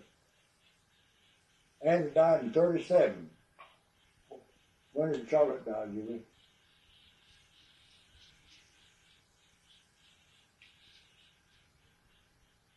I don't know where you took her to the doctor. I don't know how many times she had cancer. Yeah, not. And I forgot what year she died in. Mm-hmm. She died quite a while after Andy died.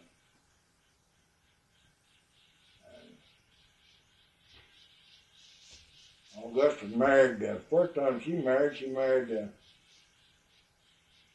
Harvey Matthews, lived out there at the state line. Tom Matthews was a boy. And she wouldn't stay away from home when he'd get a job. She wouldn't stay with him. And, I was born in California in 47, I guess it was. And when I went on the viaduct over there at Moffett, there he is walking alongside, her husband walking alongside the road with a little suitcase. I said, where are you going, Harvey? He said, I'm going to, I forgot where, Seattle, Washington, I believe he said. But I said, get in, I'll take you part of the way with me. She had this oldest boy here and the youngest boy then. And we were going to California. So we got to Salt Lake City to quit us. Said, well, I'll take off here. So we went on to California. And he went up there and he made a brick mason. And I guess he was up with his bang, he said he was. And he got up into the contracting business. H.L. Peace, you ever met him? Married Earl Helms' daughter up there, running the store at Uniontown. You ain't never met him, huh? Well, he used to deal dice over at Moffett for a gambling joint. And H.L. told me that he come down here one time on vacation. And he said he had to roll $100 bills out to be around with rubber around it. And started in see the guys over there. And of course, he knew Harvey all of his life. And he lost their $400 and he said, got a chance. He told him, he said, "Now, Harvey, you can't beat this dice game." He said, "You just well forget about that."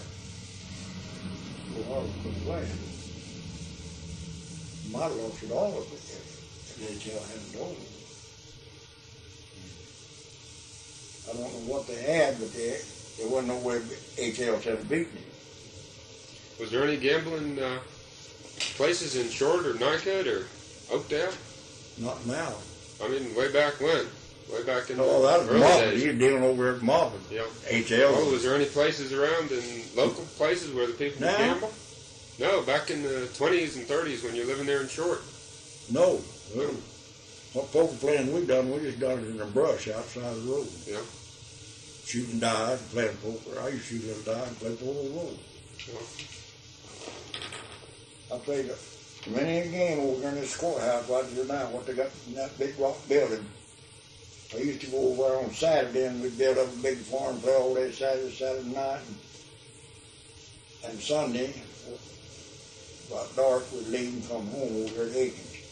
The same as the Haney, they stay empty about half the time. I never hear no Haney over there.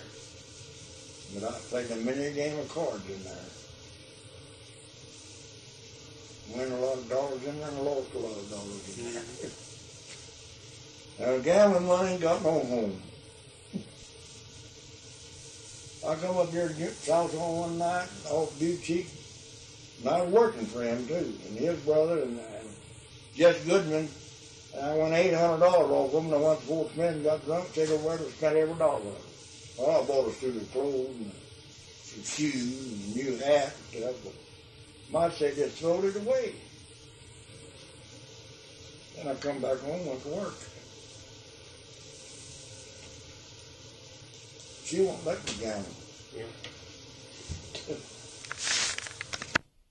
Whether they ever found it or not. She said her father, the wells up there, just over the fence between Winning Land and that R.C. Scott land, R.C. Van land. Just over the cross fence, about, I'd say, 10 foot. The well's still there, dug well, and that's where he lived. And just before he died, she said that strip money that they paid him off with, you know, was in gold. And he took that gold and went off one morning with it and come back home. And she said he died and never did tell nobody what he done with it. And she said, I know he had it, I saw it, and she said he left that morning, and it wasn't over a month or maybe a month and a half till he died. I guess he knew he was going to die. And they buried him right down there on the inside of where Lewis 20 and that Scotland joined there, and Andrew Rogers. There's rocks. They just rocks there for the headstone and footstone. That's where they buried him, just down there from the house a little way. Julie Jones was telling you that, James Van's sister. Huh? Julie Jones was telling you that story. Yeah, her daddy was the one that had the money.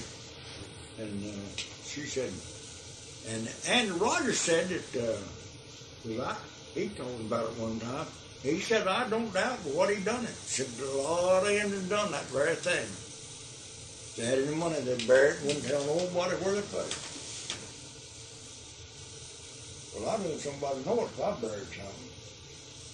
But I wouldn't know if we won't believe it. Well, you always heard treasures being buried. Have you ever heard of anybody digging them up?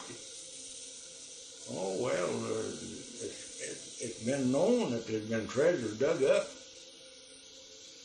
My grandpa Mills, where I was born, in the house where I was born, up there on Lee Creek, across the creek, they just right on out northwest of there was a log schoolhouse, one-room log schoolhouse, called it the Hickory Flat Schoolhouse. Well, they had bandaged school there. There wasn't no school over there. And he said he was sitting on the porch one day and seen two guys, the road come right through his field out the gate there, and out on across Hickory Flat, there's a wagon road across that. Went right by this log schoolhouse. And he said these guys stopped and riding horses, good horses, had slicker tied on behind. And wanted to know if they'd get their horses fed and some dinner right at noon. Yeah, Grandpa said, take your horses out there and put them in the stall and feed them. Dinner will be ready in a few minutes. They come back and sit around and talk and eat dinner. Let the horses out and come up to the front gate, leading them up to the front gate there. Said, Mr. Mills, is there a schoolhouse around here called the Hickory Flat Schoolhouse? Yeah, there's one on this road here going out across Hickory Flat there. He said, well, it's wondering if there's one in this country here. Well, they rode on. And he said that along about 4 or 5 o'clock that evening, he got to wondering, what in the world now were them strangers coming in here inquiring about a Hickory Flat Schoolhouse? And he saddled up his horse and rode up there.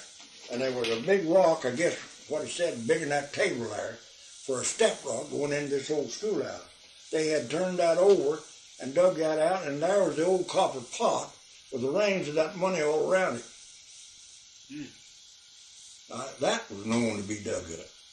Well, my daddy knows that Tom Peace and Jim Marshall were brother-in-laws, that they found that gold that them Civil War veterans buried right up there at the, well, I guess you'd call that the Williams Ford there.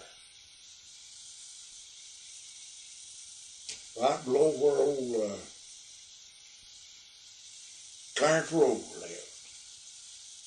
Well, they lived there, and Civil War days, they claimed that some soldiers buried some gold there. That'd be in Arkansas? Yeah, right up Lee's Creek there from the Comstock place. Well, they, all at once, they bloomed out, they come out there in Uniontown, built that store building, went in the store buildings, and then everybody knowed they didn't have no money. So Papa said that he asked Marshall one time, Marshall, he said, did you dig that gold up that them Civil War soldiers buried down there? He said, he just grinned and said, well, you just have to guess at that, Jim. My dad and him, he worked for Washington Peace there in the store for 3 or 4 years, my dad did, and drove a freight wagon. They were freight a wagon them days, and he drove a freight wagon twice a week.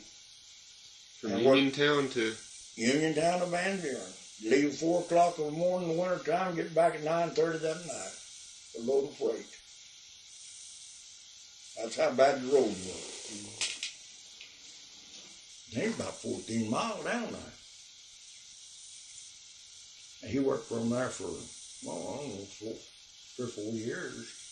When we first moved from the creek out to Uniontown, well, he went to work for them. Mm-hmm. Then he finally went in store business himself there at Uniontown. My dad didn't have a post office there. He bought Judge Parker out. And Judge Parker had the post office, and he resigned and turned it over to my dad. To your dad? So your dad was the postmaster then? At Uniontown. Yeah. He sold out there in 1910, and the first day of January 1911, we moved over here to Aiken. That's the family picture was taken that fall in 1911. We went to Uniontown on a visit. There's an old man that put a hood over his head to shoot a camera, you know. I guess you saw him in pictures, you know. Well, that picture there was taken then, 1911, that fall. Did your dad take up farming there in Aikens, or did he take up farming, or was he a storekeeper there also? Here at Aikens? Yeah. Well, he farmed, come here in 11, he farmed in 11, 12, and 13, that made a crop, and that fall he sold out his wagon and team stuff and went to store business. And he stayed from 13 to 29, he died there in the store business. Yeah. Well, my mother run it till she got down with cancer. My brother come there and stayed there with her a while. And then I come over and she went down to my sister's in Allen, Oklahoma, and she died. I sold it out, I guess, in 31. I sold out the store and the home house over there. That old home house looked just exactly like it did when we left it, except they put these here slate shingles around it and tore the fireplace off of it. Hell, it made it modern too. I hauled the lumber from up there on out across the creek from the Dave Bradley place. Call it old man Lone Smith on the sawmill, Glass Holler. I hauled that pine lumber in that old barn. Now the roof's about all rusted off of it. In 1918. I'd go up there like today, load up, and come back right this side of Nycut up on Proctor Mountain. I'd stay all night there, sleep on top of that little lumber. In the summertime, I'd haul it. Get up the next morning, come on to Aiken. Get Frank Steeler down there in town and bring me a cup of coffee out there every morning. I drank a cup of coffee. I worked a lot of days all day as a good farm mule, wagon and harness for $5 a day. I made it the hard way. Now I got her taking care of me.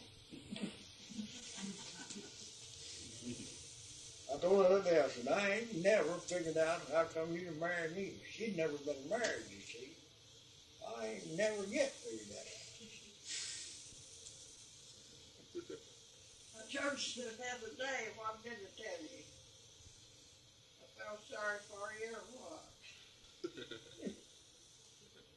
I don't know. What was that you said today? Huh? When we done our cruise or something. Oh, I told you, I said, I never figured out what you married me for. And you said, I haven't either. Well, I ain't right now. You was walking something.